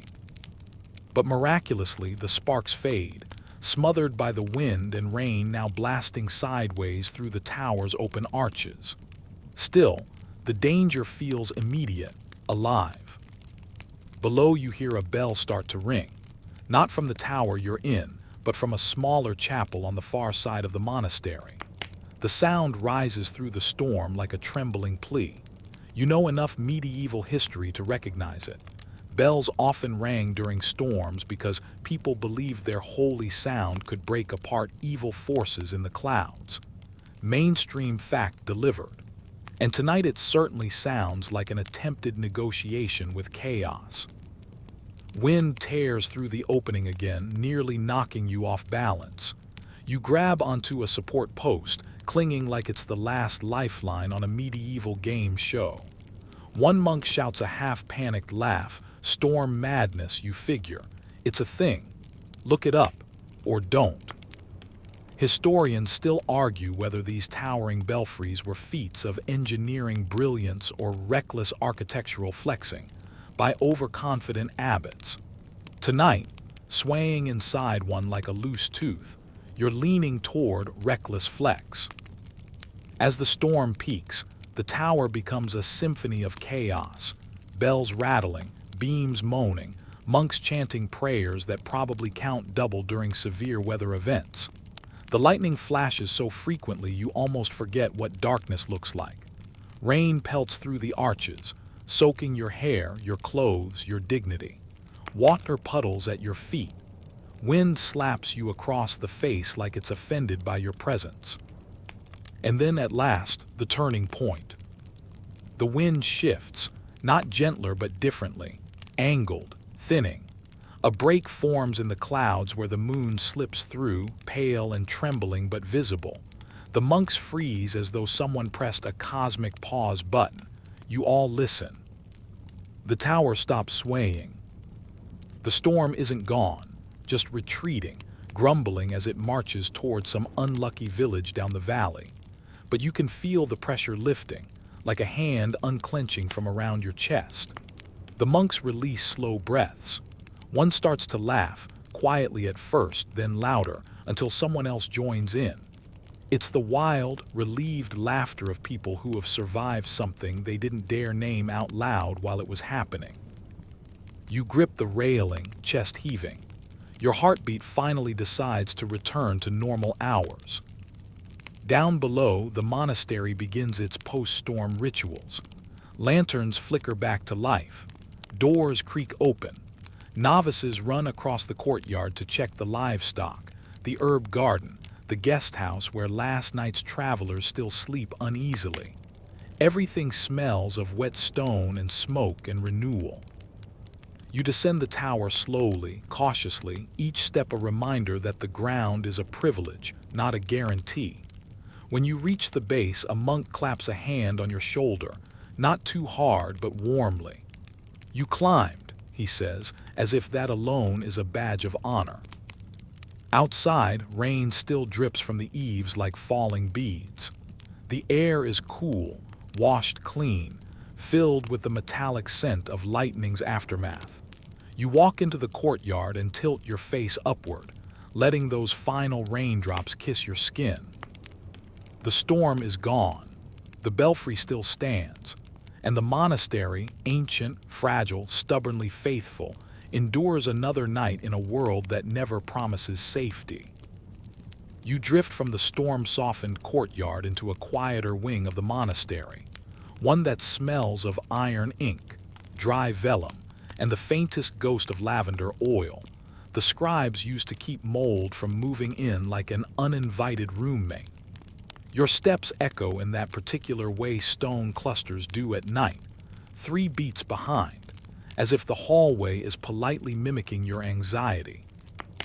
After the bell tower ordeal, you expect nervous chatter, trembling novices, someone declaring they've seen the reflection of an angel in a puddle. Instead, everything is hushed, purposeful, intentional. You follow a narrow passage lit by a single torch, until it opens into a chamber shaped like an elongated ribcage. Lockers of wood and iron lean against the walls. Writing desks, angled and scarred, rest beneath small windows. And in the center, illuminated by a low-hanging lamp, lies a long table scattered with scrolls and open codices. The scriptorium. You didn't intend to come here, but something in the lingering tension of the storm pushes you toward quiet things. Parchment, ink, the steady comfort of knowledge someone else already captured and tamed. A thin figure rises from behind one of the desks. Brother Leontius. Scribe, archivist. Resident, man who speaks only in whispers but somehow scares you more than the storm did. He lifts a candle, couldn't sleep either. You shrug, storm was a lot. He smirks faintly. Storms pass, manuscripts endure. Well, mostly. You've already seen how some volumes are one sneeze away from disintegration. Leontius steps aside, allowing you into the heart of the room. You trail a hand along an unfinished manuscript. Gold leaf clings to the parchment in thin, stubborn flecks. A half-painted initial curls around the margin. A lion with a smug expression and wholly disproportionate paws. You raise a brow. Leontius notices. Don't judge, he says. The novice drawing that initial has never seen a lion, or a cat, or anything with knees apparently. You laugh quietly, but the moment you do, something else catches your attention. A codex sitting slightly apart from the others, its clasps undone, its pages open as if it has been waiting for you. You lean closer. At first it looks like any early medieval manuscript. Carefully inked lines, precise columns, red and blue rubrication framing the text. Then you notice the margins. The margins are alive. Little creatures dance along the edges, some recognizable, others clearly born of sleep deprivation. A rabbit wearing a crown and stabbing a fox. A snail jousting against a knight. A monk being chased by what appears to be a chicken with human arms. And that's only the first page. You tilt your head. Were they supposed to do this?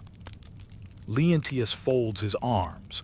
Marginalia, a long tradition, monastic scribes doodling to keep themselves awake during long copying sessions.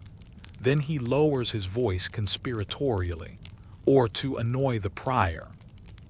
You grin, effective. Your finger drifts toward a cluster of symbols along the outer edges, swirls, cross strokes, odd geometric knots that don't resemble doodles or jokes. They seem purposeful, almost coded. Leontius notices the direction of your curiosity and clears his throat. Those are complicated. The kind of complicated that makes you lean in even more. He motions for you to pull out the heavy wooden stool across from him. You sit, and he turns a few pages with ceremonial care. On one, you notice a beautifully illustrated scene of St. Brendan sailing across a sea filled with what looks suspiciously like sea monsters suffering from identity crises. One has 7 tails. Another is either a whale or an unbothered potato. But again, those margin symbols, not decorative, intentional. Leontius finally explains. Some brothers believed that angels whispered knowledge into the gaps of manuscripts, not in the words, but the spaces between them. The marginalia was a way to map what they thought they heard. You blink. So, an angelic cheat sheet. He nods solemnly, more or less. That's your quirky tidbit for the section, and honestly, it's an excellent one. You lean closer to the page, running your eyes along the delicate strokes. Now that he's mentioned it, the symbols do look like someone trying to diagram whispers. Not write them, diagram them. You look at Leontius skeptically. Did it work? He smiles the mysterious, vaguely smug smile of someone who knows secrets and enjoys being annoying about it. Depends on who you ask. Historians still argue whether these marks were actually mnemonic devices, devotional notes, or simply the product of tired monks seeing phantom wisdom in their peripheral vision. You tap one of the symbols. What do you think? Leontius shrugs. Personally, I think the human mind hates empty space, so even holy men will fill it with creatures, angels, or particularly opinionated rabbits. He gestures toward another manuscript. Go on, explore. You survived the storm. You've earned a little wonder. You move to the next desk. This manuscript is older, much older. Its pages are nearly translucent, like the skin of someone who's lived through too many winters. The text is in Latin, so cramped it feels like a medieval spreadsheet. But here, too, the margins are full: birds, vines, faces. Some look mischievous, some solemn, some oddly modern in expression. You pause over one sketch. A monk holding a long stick, poking a dragon the size of a hedgehog. The dragon looks deeply offended. The monk looks like he's reconsidering his life choices. You whisper, "Why this?"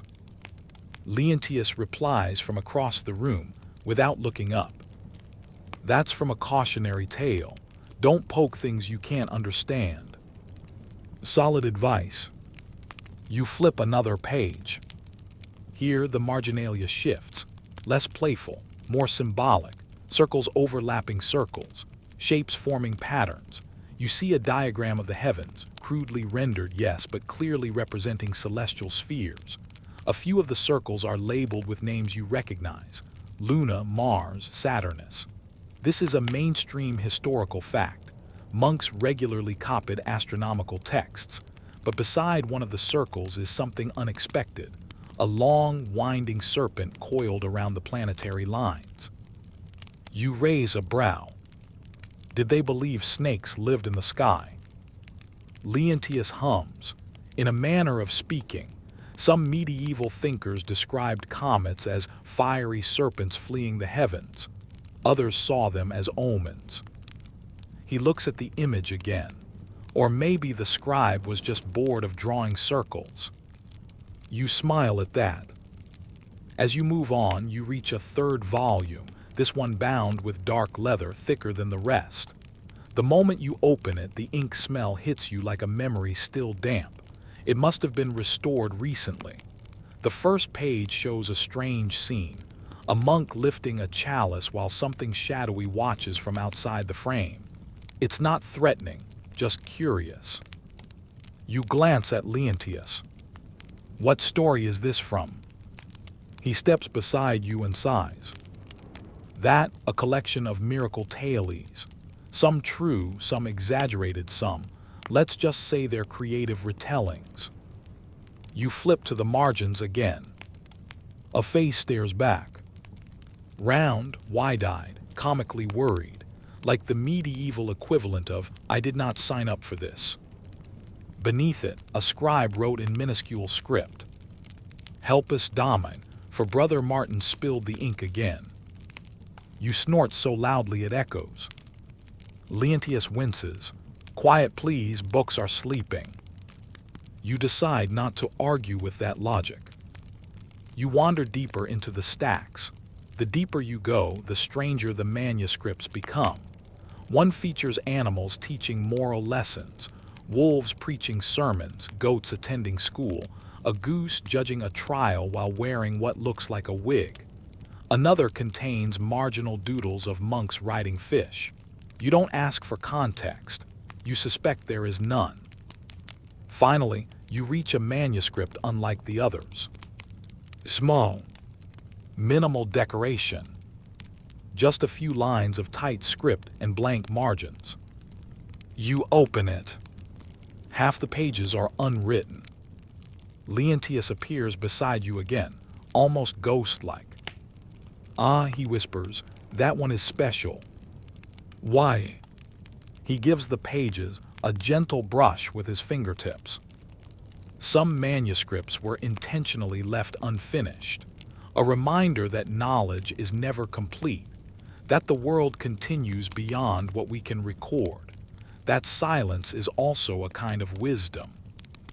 You stare at the blank pages, feeling the weight of them hit deeper than any storm. Something about them feels expectant, like they're holding their breath. You swallow. What were they meant for? Leontius smiles softly. For the next generation, and the next, perhaps even for someone like you. He nods toward the empty vellum sheet. There is always room for more stories. You sit with that for a moment, the truth of it settling into your bones. After everything you've witnessed, chance, storms, strangers at the gate, whispered knowledge between margins, it feels almost impossible that the world could want more from you. And yet here is a book saying exactly that. A soft thump sounds from the far corner, interrupting the quiet reverie. A rat, a falling quill, a bored angel stamping its foot. Hard to say. Leontius doesn't react, which reassures you slightly. You close the manuscript gently and exhale. Thank you, you tell him. For what? For showing me all this. He shrugs. I didn't show you anything, the books did. You laugh, and the sound feels cleaner now, free from the storm's tension, warmed by ink and stories, and the strange immortality scribes chase with every stroke of the pen. You leave the scriptorium feeling oddly lighter, even though the mysteries you've touched are heavier than anything you can articulate. But maybe that's the point. Some truths aren't meant to be solved, just witnessed, just held, just traced through the margins of someone else's devotion. As you step back into the corridor, the air feels different, almost shimmering. Or maybe that's just the leftover glow from a room where ink and imagination have been wrestling for centuries. Either way, you realize something quietly profound. Storms test the walls, but stories test the soul. And tonight you've survived both. The corridor outside the scriptorium feels colder than before, as if the storm has left its echo lingering along the stones. You walk slowly, letting the silence settle over you like a cloak. Even your breath grows quieter, out of instinct more than discipline. Something in this wing of the monastery encourages stillness, not the studied silence of chanting brothers or the visual hush of inked manuscripts, but a deeper, older quiet, the kind that feels woven into the mortar. You follow a narrow stairwell downward, guided only by faint lamplight and the soft pull of curiosity. The air cools with each step until it bites at your fingers. There's a thin smell here, dust, wax, something faintly metallic. You turn the corner and suddenly find yourself facing a heavy wooden door bound with blackened iron. A carved symbol sits above the archway, a cross with two intersecting circles. You don't recognize it, but you feel it watching you. You push the door open. The reliquary chamber greets you like a held breath, finally exhaled. It's darker here than in any other part of the monastery. Not the oppressive darkness of abandoned places, but the intentional kind, shadows shaped by reverence. Dozens of small niches line the walls, each containing a reliquary. Boxes of carved wood, gilt bronze or crystal, tiny caskets, silver frames holding fragments too small to even identify. A soft glow radiates from several candles arranged around the room. Their flames flicker gently, reflected in the polished surfaces of the reliquaries. The effect is dizzying, light bouncing off gold, dancing across glass, glinting on metal edges. For a moment you feel like you've walked into a treasure vault created by someone with a mild obsession for miniature things. You step closer to one of the caskets. Inside, beneath a thin sheet of crystal, lies a bone fragment no larger than a fingernail. A single bone, softly lit, carefully displayed. You swallow, suddenly aware that countless pilgrims once knelt just where you stand. People who traveled across forests, deserts, coasts, and mountains. People who risked thieves, wolves, plague, bad maps, and the medieval version of my horse is judging me, just to see this one tiny scrap of someone long gone. A quiet voice emerges behind you. Not much to look at, is it? You turn sharply. An elderly monk stands in the doorway, leaning lightly on a staff carved with a simple spiral pattern. His robes are older than anyone else's you've seen, patched so many times they resemble topographical maps. You didn't hear him approach. You suspect he could make a dramatic entrance even in a room full of bells. "Brother Caldus," he says with a bow of his head. "Keeper of the reliquary," or, as Brother Aldrich calls me behind my back, the man who collects saintly crumbs. You cough to hide your laugh. Caldus smirks knowingly. He gestures around the room. "I suppose you want to know why fragments like these pulled thousands across lands they barely understood." You nod, stepping aside to join him in front of the first reliquary. Caldus taps the crystal lightly. Saint Orlia's finger joint, or that's the tradition anyway. Some say she healed a dozen fevers with a single prayer. Others say she once glared at a soldier so fiercely he repented on the spot. He shrugs, two very different impressions, really. You lean closer. "So this is authentic." He inhales through his teeth, a long, thoughtful sound. Historians still argue whether half the relics in Europe belong to the people they're attributed to. Records are scarce. Bones get mixed. Shrines get moved. Sometimes a relic turns out to be from a goat. He eyes you conspiratorially. Or in one famous case, a large turnip, but we don't talk about that. You blink. "Someone worshipped a turnip." "Oh yes," Caldus replies, "for 3 generations, quite enthusiastically." That's your quirky tidbit for the section, and it's spectacular. He leads you to the next niche. This reliquary is more ornate. Silver filigree curling around the oval window, tiny gemstones winking like shy stars. Inside lies something soft and faintly yellowed. "A scrap of St. Brictava's veil," Caldus says. "Pilgrims traveled from as far as Galicia to see it. Some swore touching it made wounds heal faster. Others said it helped crops grow." You raise a brow. That seems like a wide range of effects. Caldus chuckles. Faith often does. People brought hopes with them. Sometimes the relic simply gave those hopes a shape. You walk together to another niche, this one containing a rough wooden shard. "A piece of a beam," he explains, "from a chapel that burned centuries ago. They say a monk carried this splinter in his cloak for 30 years. When he died, his brothers insisted it was a relic because he had lived with such quiet devotion." You trace the edge of the crystal with your finger. So this was treasured because of him, not where it came from. Caldus nods. Holiness has a way of soaking into things, like rain into wood. Sometimes the object matters. Sometimes the person matters. Sometimes the story matters even more. A candle sputters nearby, sending shadows flickering across the walls like restless souls packing in tiny prisons. The room feels alive in a way no library or chapel ever quite manages. People may study words or chant prayers, but relics sit at the crossroads of longing and belief. You turn toward a small shelf containing a delicate golden box. The box itself seems more valuable than anything it might hold. Caldus opens it carefully with a tiny key, revealing a dusting of what looks like powdered stone. He lifts the box slightly, so you can see the faint shimmer within. A fragment of a pilgrim's stone from the Holy Land, rubbled down by 1,000 fingers. People believed carrying one helped guide the soul safely to heaven.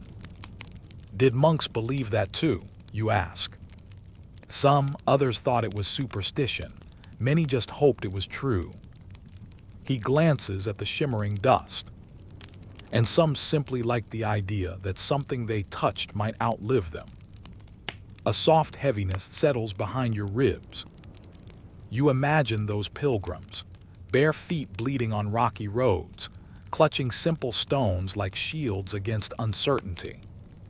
Caldus closes the box with a gentle click, as if sealing away a secret. You move deeper into the chamber. Here the reliquaries change. They grow less decorative, more solemn, plain wooden boxes, unlabeled, unadorned. Caldus rests his staff against one of them. These, he says, voice lowered, are relics whose stories have been lost. We safeguard them anyway, not because we know who they belong to, but because someone at some time believed they were holy. You consider that. The idea of protecting belief itself, even when memory has faded. Does that ever bother you, you ask softly, not knowing? Caldus smiles, wrinkles folding gently like pages of an old book. Oh, I know plenty. I know that people will cross continents for a fragment of something that gives them courage. I know that devotion travels farther than armies. I know that a relic is not powerful because of what it is, but because of what someone hopes it might be. He leans closer. And I know that every person who enters this room brings their own miracle. You look again at the silent rows of reliquaries. Each holds a story, a legend, a rumor, a memory, a hope. Some of them are almost certainly misattributed. Some are real. Some are probably the medieval equivalent of someone mixed the labels again. And yet here they are, treated with reverence, not because truth is certain, but because meaning is. You step toward the farthest niche, where a crystal vial catches your eye. What's this one, you ask? Caldus frowns thoughtfully. Ah, that is complicated. You're beginning to recognize that tone. Every time a monk says something is complicated, it's either miraculous, cursed, or embarrassing. This, he explains, was believed to contain a drop of Mary Magdalene's tears, brought here by a wandering French bishop centuries ago. You gape, a single tear. He nods once. At least that's the claim. You stare harder. The vial contains only a faint trace of something dried at the bottom. It genuinely could be anything. Resin, saline, honey, leftover soup. Did people actually believe this, you ask? Caldus sighs. Historians still argue whether tear relics are symbolic representations or literal containers. Personally, I think humans simply want to hold sorrow gently, even if it's borrowed. You let that settle. Then Caldus gestures toward a final reliquary, one set slightly apart, illuminated by a single candle. It's simple, humble, a small wooden box with a cross burned into the lid. This one, he says quietly, belongs not to a saint but to a pilgrim who died on these grounds. He never reached his destination. So we keep his relics, his walking staff, a scrap of his cloak, the bone of his thumb, because the journey matters as much as the arrival. You trace the grain of the wood. What was his name, you ask? Caldus closes his eyes briefly. No one knows, but he came here in hope, and we honor hope. The room feels suddenly heavier, fuller. You don't know why this nameless pilgrim stirs you more than all the gilded relics combined. Maybe it's because his story feels close, unfinished, uncertain, like the blank pages you left behind in the scriptorium. Maybe it's because you've been walking your own strange pilgrimage through the moonlit monastery, collecting moments like relics of experience. Maybe it's because something in you recognizes the weight of an unfulfilled journey. You finally tear your eyes away. Caldus watches you with a soft knowing. Relics, he murmurs, remind us that lives leave traces, even the quiet ones. You breathe in the silence of the chamber, deep, still, sacred in a way you didn't expect. Then you step back toward the corridor, carrying with you the faint scent of wax and bone dust, and something deeper. The recognition that holiness isn't always loud. Sometimes it's a fragment, a scrap, a whisper, a hope someone refused to abandon. You close the reliquary door gently behind you, letting the dark collect itself again. And somewhere in that hush, you feel the weight of every pilgrim who ever walked here. You feel it before you hear it, an odd heaviness in the air, a kind of emotional humidity that clings to your breath as you drift down the cloister walkway. The monastery has always had its own flavor of silence, orderly, almost cultivated like a carefully trimmed hedge. But tonight the quiet feels wild, unpruned, sharp around the edges, and you can't quite tell if it's just you being dramatic or if something truly is stirring beneath the stone floors. A pair of brothers shuffle past you, both pretending to study the floor in front of them as if it contains the secrets of the universe. Their robes swish a little too quickly. One mutters a strained "peace be with you," but the tone suggests the opposite. If anything, it sounds like, "Please don't talk to me because I am absolutely about to explode." You slow your pace, ears pricked. Somewhere deeper in the wings of the building you hear it, a sharp hiss of whispered argument quickly swallowed when a heavy door slams shut. You pause, you look around. And for the first time since arriving in this moonlit world of devotion, you realize something important. The monastery is not a snow globe. It's not sealed. It's not immune to pressure, frustration, or that timeless human urge to whisper, "Seriously, him again." Historians still argue whether internal conflict was common in early medieval monasteries, or whether chroniclers simply exaggerated tensions to spice up otherwise monotonous records. But even if the scholars can't agree, your senses don't need a footnote. There is definitely, absolutely tension brewing tonight. You cross the cloister, your footsteps hollow over centuries of wear, and slip into the warming room, the one place in the monastery where the brothers can legally gossip without freezing to death. You find 3 monks sitting near the dim embers. They fall silent the moment you enter, like toddlers caught stealing honey. One clears his throat. Another pretends he was adjusting a log that doesn't actually need adjusting. The third just stares at his hands like they've suddenly become very interesting. You hover awkwardly nearby, and eventually the tallest of the 3 gives in with a soft sigh. "There are disagreements," he murmurs. "Monks have mastered understatement, but this one should win an award. Some brothers," he continues, "believe we should take a harder line with newcomers. Others think we should embrace more openness." You raise an eyebrow, because you are a newcomer, which suddenly makes this debate feel very personal. He waves a hand, "Not you specifically, mostly." "Ah, good. That clears absolutely nothing up." Another monk leans back, rubbing the bridge of his nose. "It's the abbot," he says under his breath, then immediately looks toward the doorway to make sure no abbot has materialized. He's pushing for stricter discipline, more fasting, earlier vigils, fewer exceptions. You try to keep a neutral face, but internally you're going, earlier vigils, earlier than the middle of the actual night. You already feel like a sleep-deprived bat here. The brothers continue. There are whispers that some want him replaced. The cellarer refuses to tighten rations. Brother Albin thinks we've strayed from the rule. Brother Cedric thinks Brother Albin should mind his own business. It's like listening to a very slow, very medieval reality show. You slip back out into the corridor, moving toward the refectory, where you find more signs of trouble. Two novices scrub the floor with a ferocity usually reserved for exorcisms. One whispers, "It's the drainage tax," and the other hisses, "SHH," so loudly it echoes.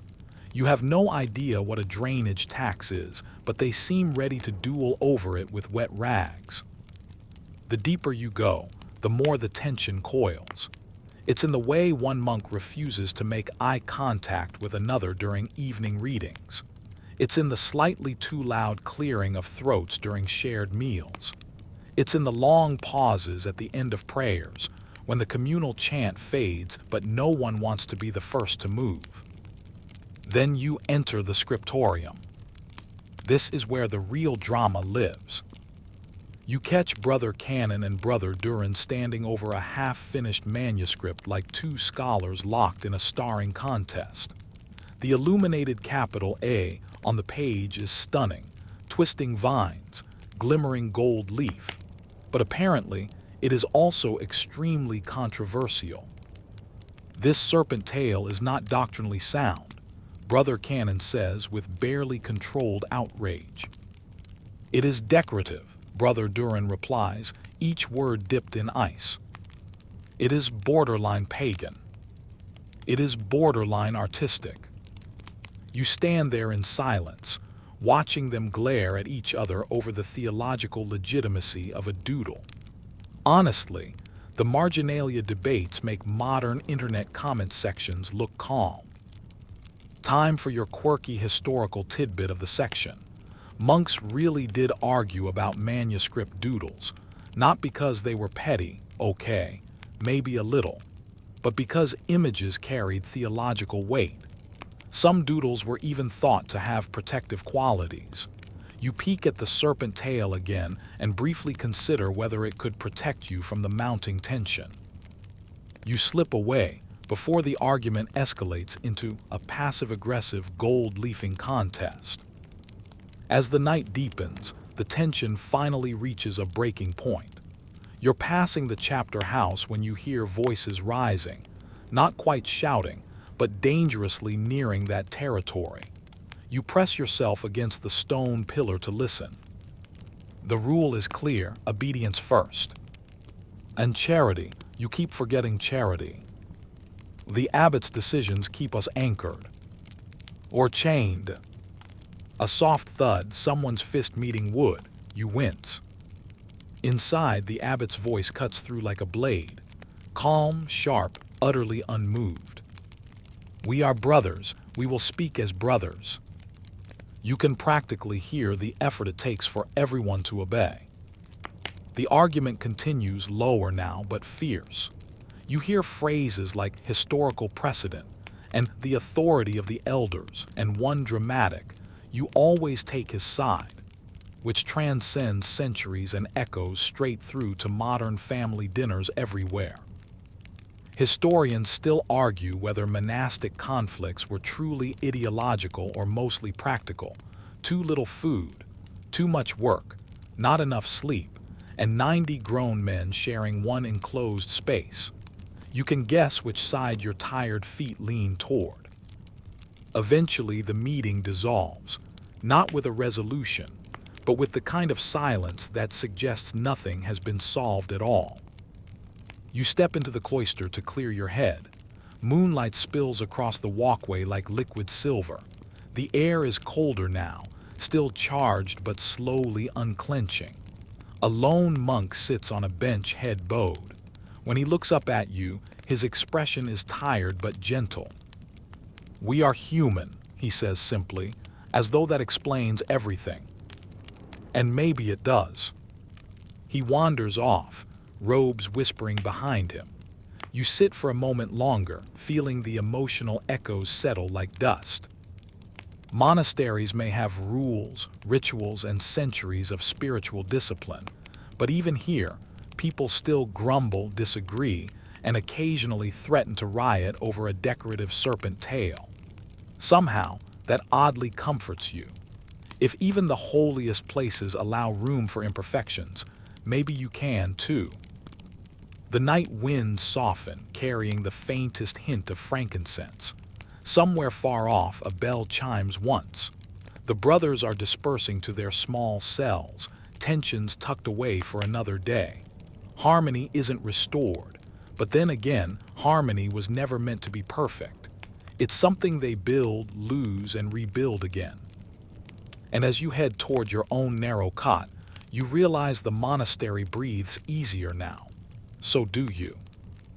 You find the abbot by accident, or at least that's what you tell yourself so you don't feel like a creep following him through a dark monastery like some nocturnal paparazzo.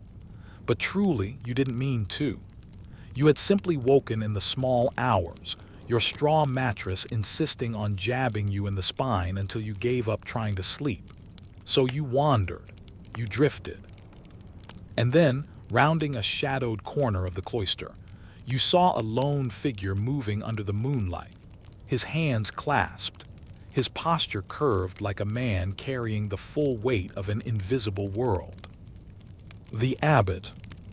He walks slowly, deliberately, as though each step requires permission from his heart. You've seen him mostly as a force, commanding, disciplined, someone who could probably glare bread dough into rising. But tonight, his silhouette is unfamiliar, fragile, contemplative, almost hesitant. Something in you tightens. You follow, and this time, you don't pretend it's accidental. He leads you not to the chapel or the scriptorium or any of the usual monastic hotspots, but rather to a small stone outbuilding behind the herb garden, a place you haven't seen before, a place you're pretty sure you weren't meant to see at all. The door stands slightly ajar, moonlight slicing through the gap like a blade. The abbot enters. You hover outside, debating whether to knock, leave, or politely evaporate. Then you hear it. A ragged exhale. Soft. Unsteady. Human. You push the door gently.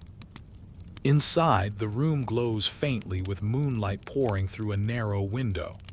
The abbot stands before a wooden chest, its lid open.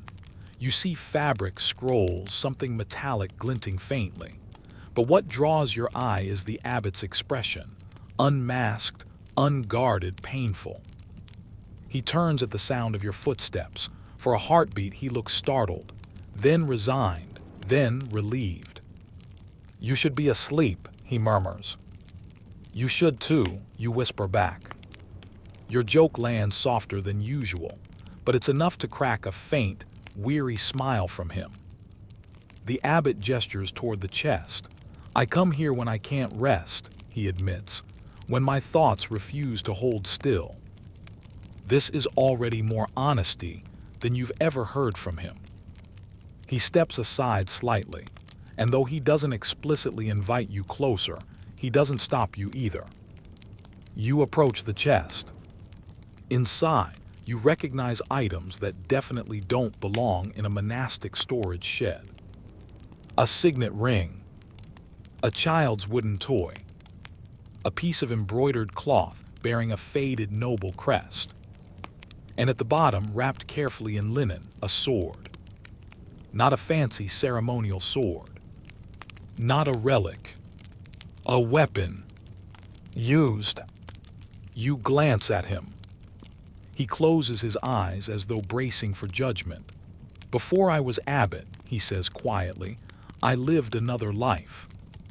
You kneel slightly, fingertips grazing the linen but not daring to lift it. A life that required a sword. He nods, a life that required many things.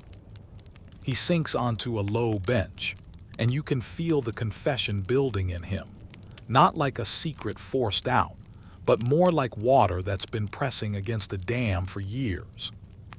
"Before these walls, before vows, before the rule, I served a lord." His voice is level but thin.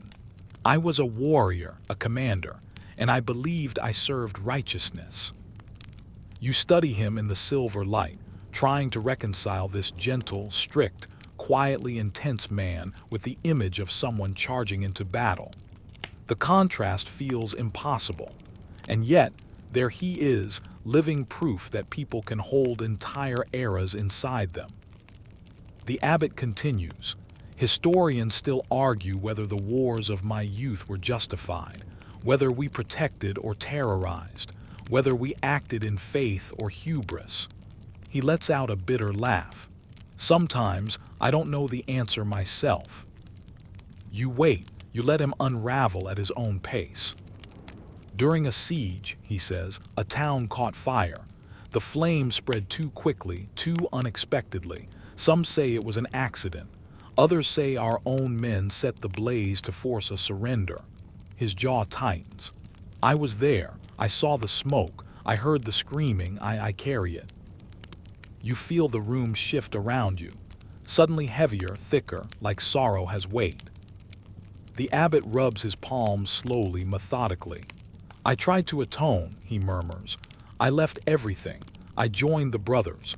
I built a life of silence and penance. But the past, he opens his eyes and you see pain etched deeply into them. The past doesn't disappear just because you shave your head and light candles. You sit beside him, the cold stone floor grounding your thoughts. But you've guided people here, you offer softly. You've built peace. Have I? He shakes his head. You've sensed the tensions, the struggles, the way the brothers pull in different directions. They look to me for certainty, and some nights I can barely hold myself together. He says it plainly, not melodramatically, not theatrically, just truth. And that's why, he continues, I come here where my old life lives, to remind myself what I fled and why.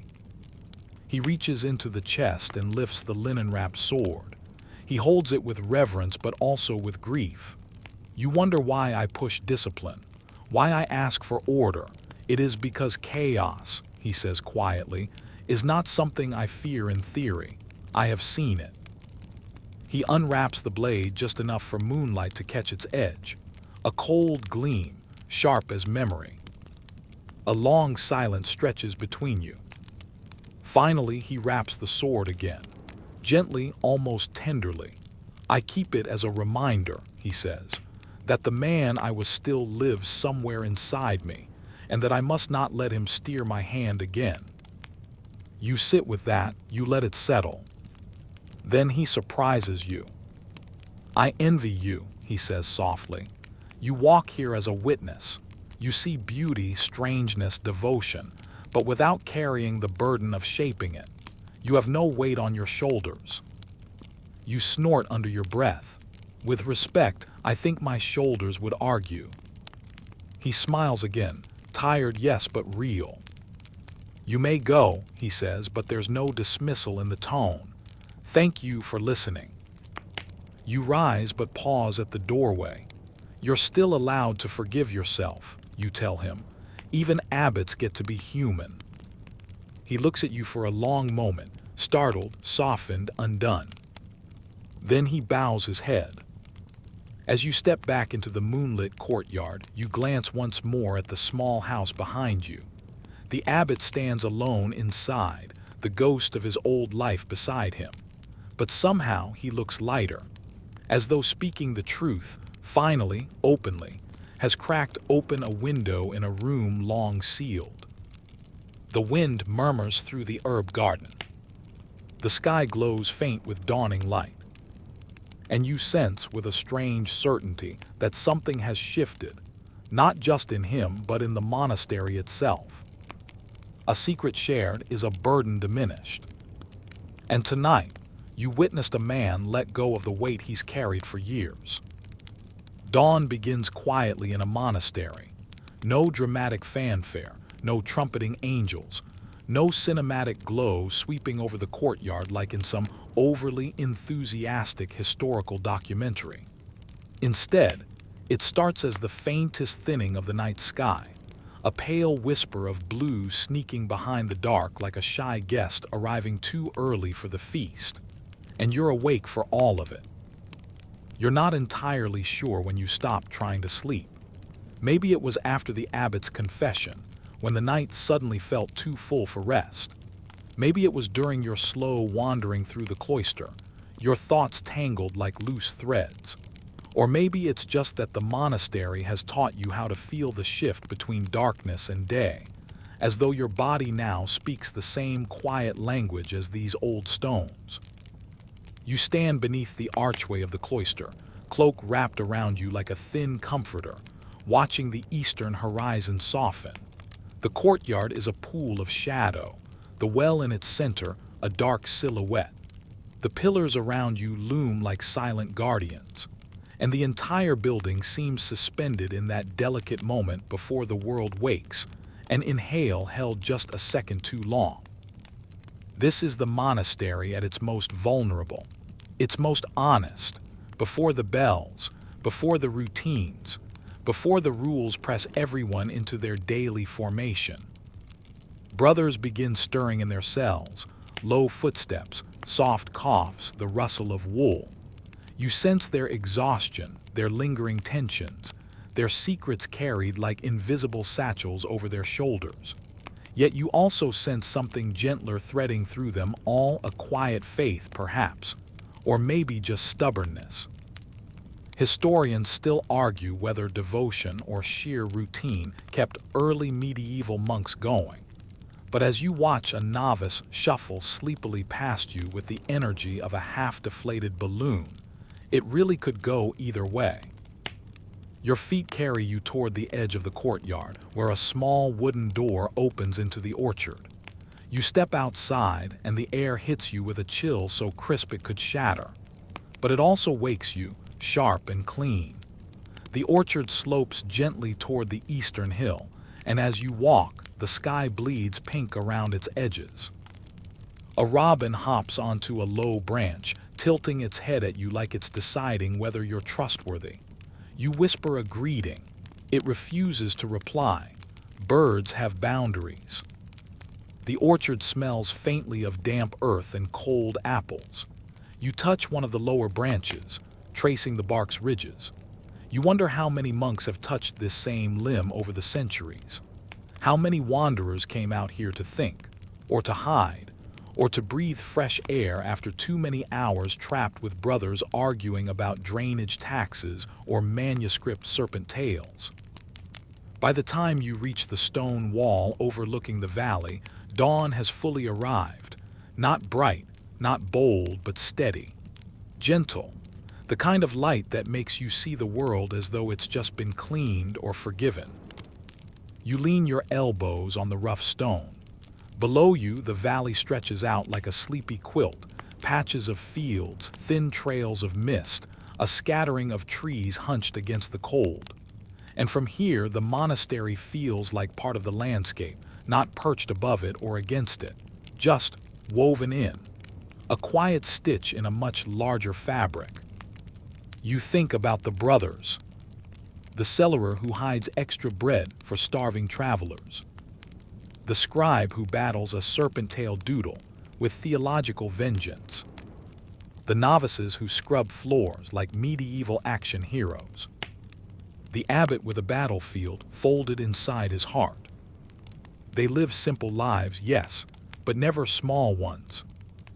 Behind you, the first bell of dawn rings, low, resonant, rolling across the grounds like a warm hum. You feel it in your chest before you hear it in your ears. And slowly, the monastery begins to animate. Doors open. Footsteps gather. Cloaks are tightened. Voices murmur greetings. The rhythm of daily prayer pulls them forward, drawing them toward the church like a tide. You linger where you are, letting them pass you by. You're not ready to join them yet. You want one more moment alone with this place. One more breath of cold dawn air. One more sweep of the valley before the day presses its shape onto everything. The abbot appears in the orchard doorway. His profile is backlit by the soft light, and even from here you can feel something changed in him. Not dramatically. He hasn't suddenly become cheerful or started doing cartwheels, but lighter, as if a hidden hinge inside him has finally swung open. He sees you, inclines his head, and moves on without a word. It's the most peaceful interaction the two of you have had since your midnight heart-to-heart. You take it as a sign that both of you will carry that moment quietly, privately, respectfully. You wander back toward the cloister. The stone beneath your feet is warming with the day. The shadows shrink. The columns glow a muted honey color. And everywhere, life begins in small, almost invisible ways. Steam rising from the bakery vents. A novice stretching his arms and yawning like a disgruntled wolf pup. Brother Albin lecturing Brother Cedric about the virtues of humility, while Cedric tries very hard not to roll his eyes. You pause in the center of it all. A witness. A visitor. Someone who has seen more of these walls in a few nights than most travelers ever glimpse in a lifetime. You think about everything you've learned, not from grand events or dramatic secrets, but from the tiny, fragile moments tucked between the bells. The monastery is not a fortress of certainty. It's not an island of perfect calm. It's not a gallery of flawless holy men. It's a place full of breathing contradictions, devotion and doubt, harmony and friction, routine and rebellion, serenity and storm. A place where people come to escape the world, only to find the world already inside them. A place carved by hands that tremble and hearts that struggle and voices that crack in the cold. And somehow, it's beautiful for that. The sun lifts fully over the horizon. Its light spills across the monastery roofs. And slowly, steadily, the world wakes. You stand there, letting the warmth reach you, letting the silence soften, letting the dawn settle into your bones like something you didn't know you needed. Whatever happens next, whether you remain a little longer or depart through the same gate where strangers sought sanctuary, you know this place will move with you. Not as a burden, not as a secret, but as a quiet echo. A reminder of moonlit prayers, of storm-shaken towers, of whispered debates and forbidden books, of tension, confession, and fragile harmony. A reminder that even in the most silent places, humanity hums quietly beneath everything. And as the brothers gather for morning prayer, you turn your face toward the sun and breathe in the beginning of a new day. And now, as the dawn settles fully over the monastery, let everything slow just a little more. Let your breath lengthen, drifting in and out like the soft roll of mist over the valley fields. Picture those pale stones warming under the sun, each one holding centuries of whispered stories, now easing into the gentle rhythm of morning. The bells have quieted. The brothers have vanished into the dim church. And the orchard sits unmoving behind you, its branches still, its shadows fading into daylight. Feel the hush of that moment, the way the world seems to pause before fully waking. Let your thoughts stretch out and soften, like cloth being smoothed over a wooden table. What lingers from this journey doesn't need to be sharp. It can blur at the edges, drifting like dust motes in warm air.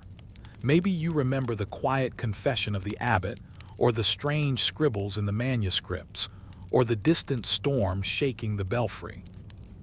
Let those memories grow faint now, dimming like candles burned low after a long night. In this slowing breath, imagine yourself stepping back from the courtyard, back from the stones, back from the dawn itself. The monastery grows farther and softer with each moment, as though wrapped gently in morning fog. You're safe. You're sheltered. You're carried on the calm that follows long silence. Let your shoulders loosen. Let your eyelids grow heavy. And let all the sounds of this world fade into nothing but a soft hum, the kind you barely notice until everything else has quieted around it. The night has given way to morning, and your thoughts can drift wherever they wish. Sleep if you're ready. Rest if that's what you need. The monastery will keep its stories safe until you return. Sweet dreams.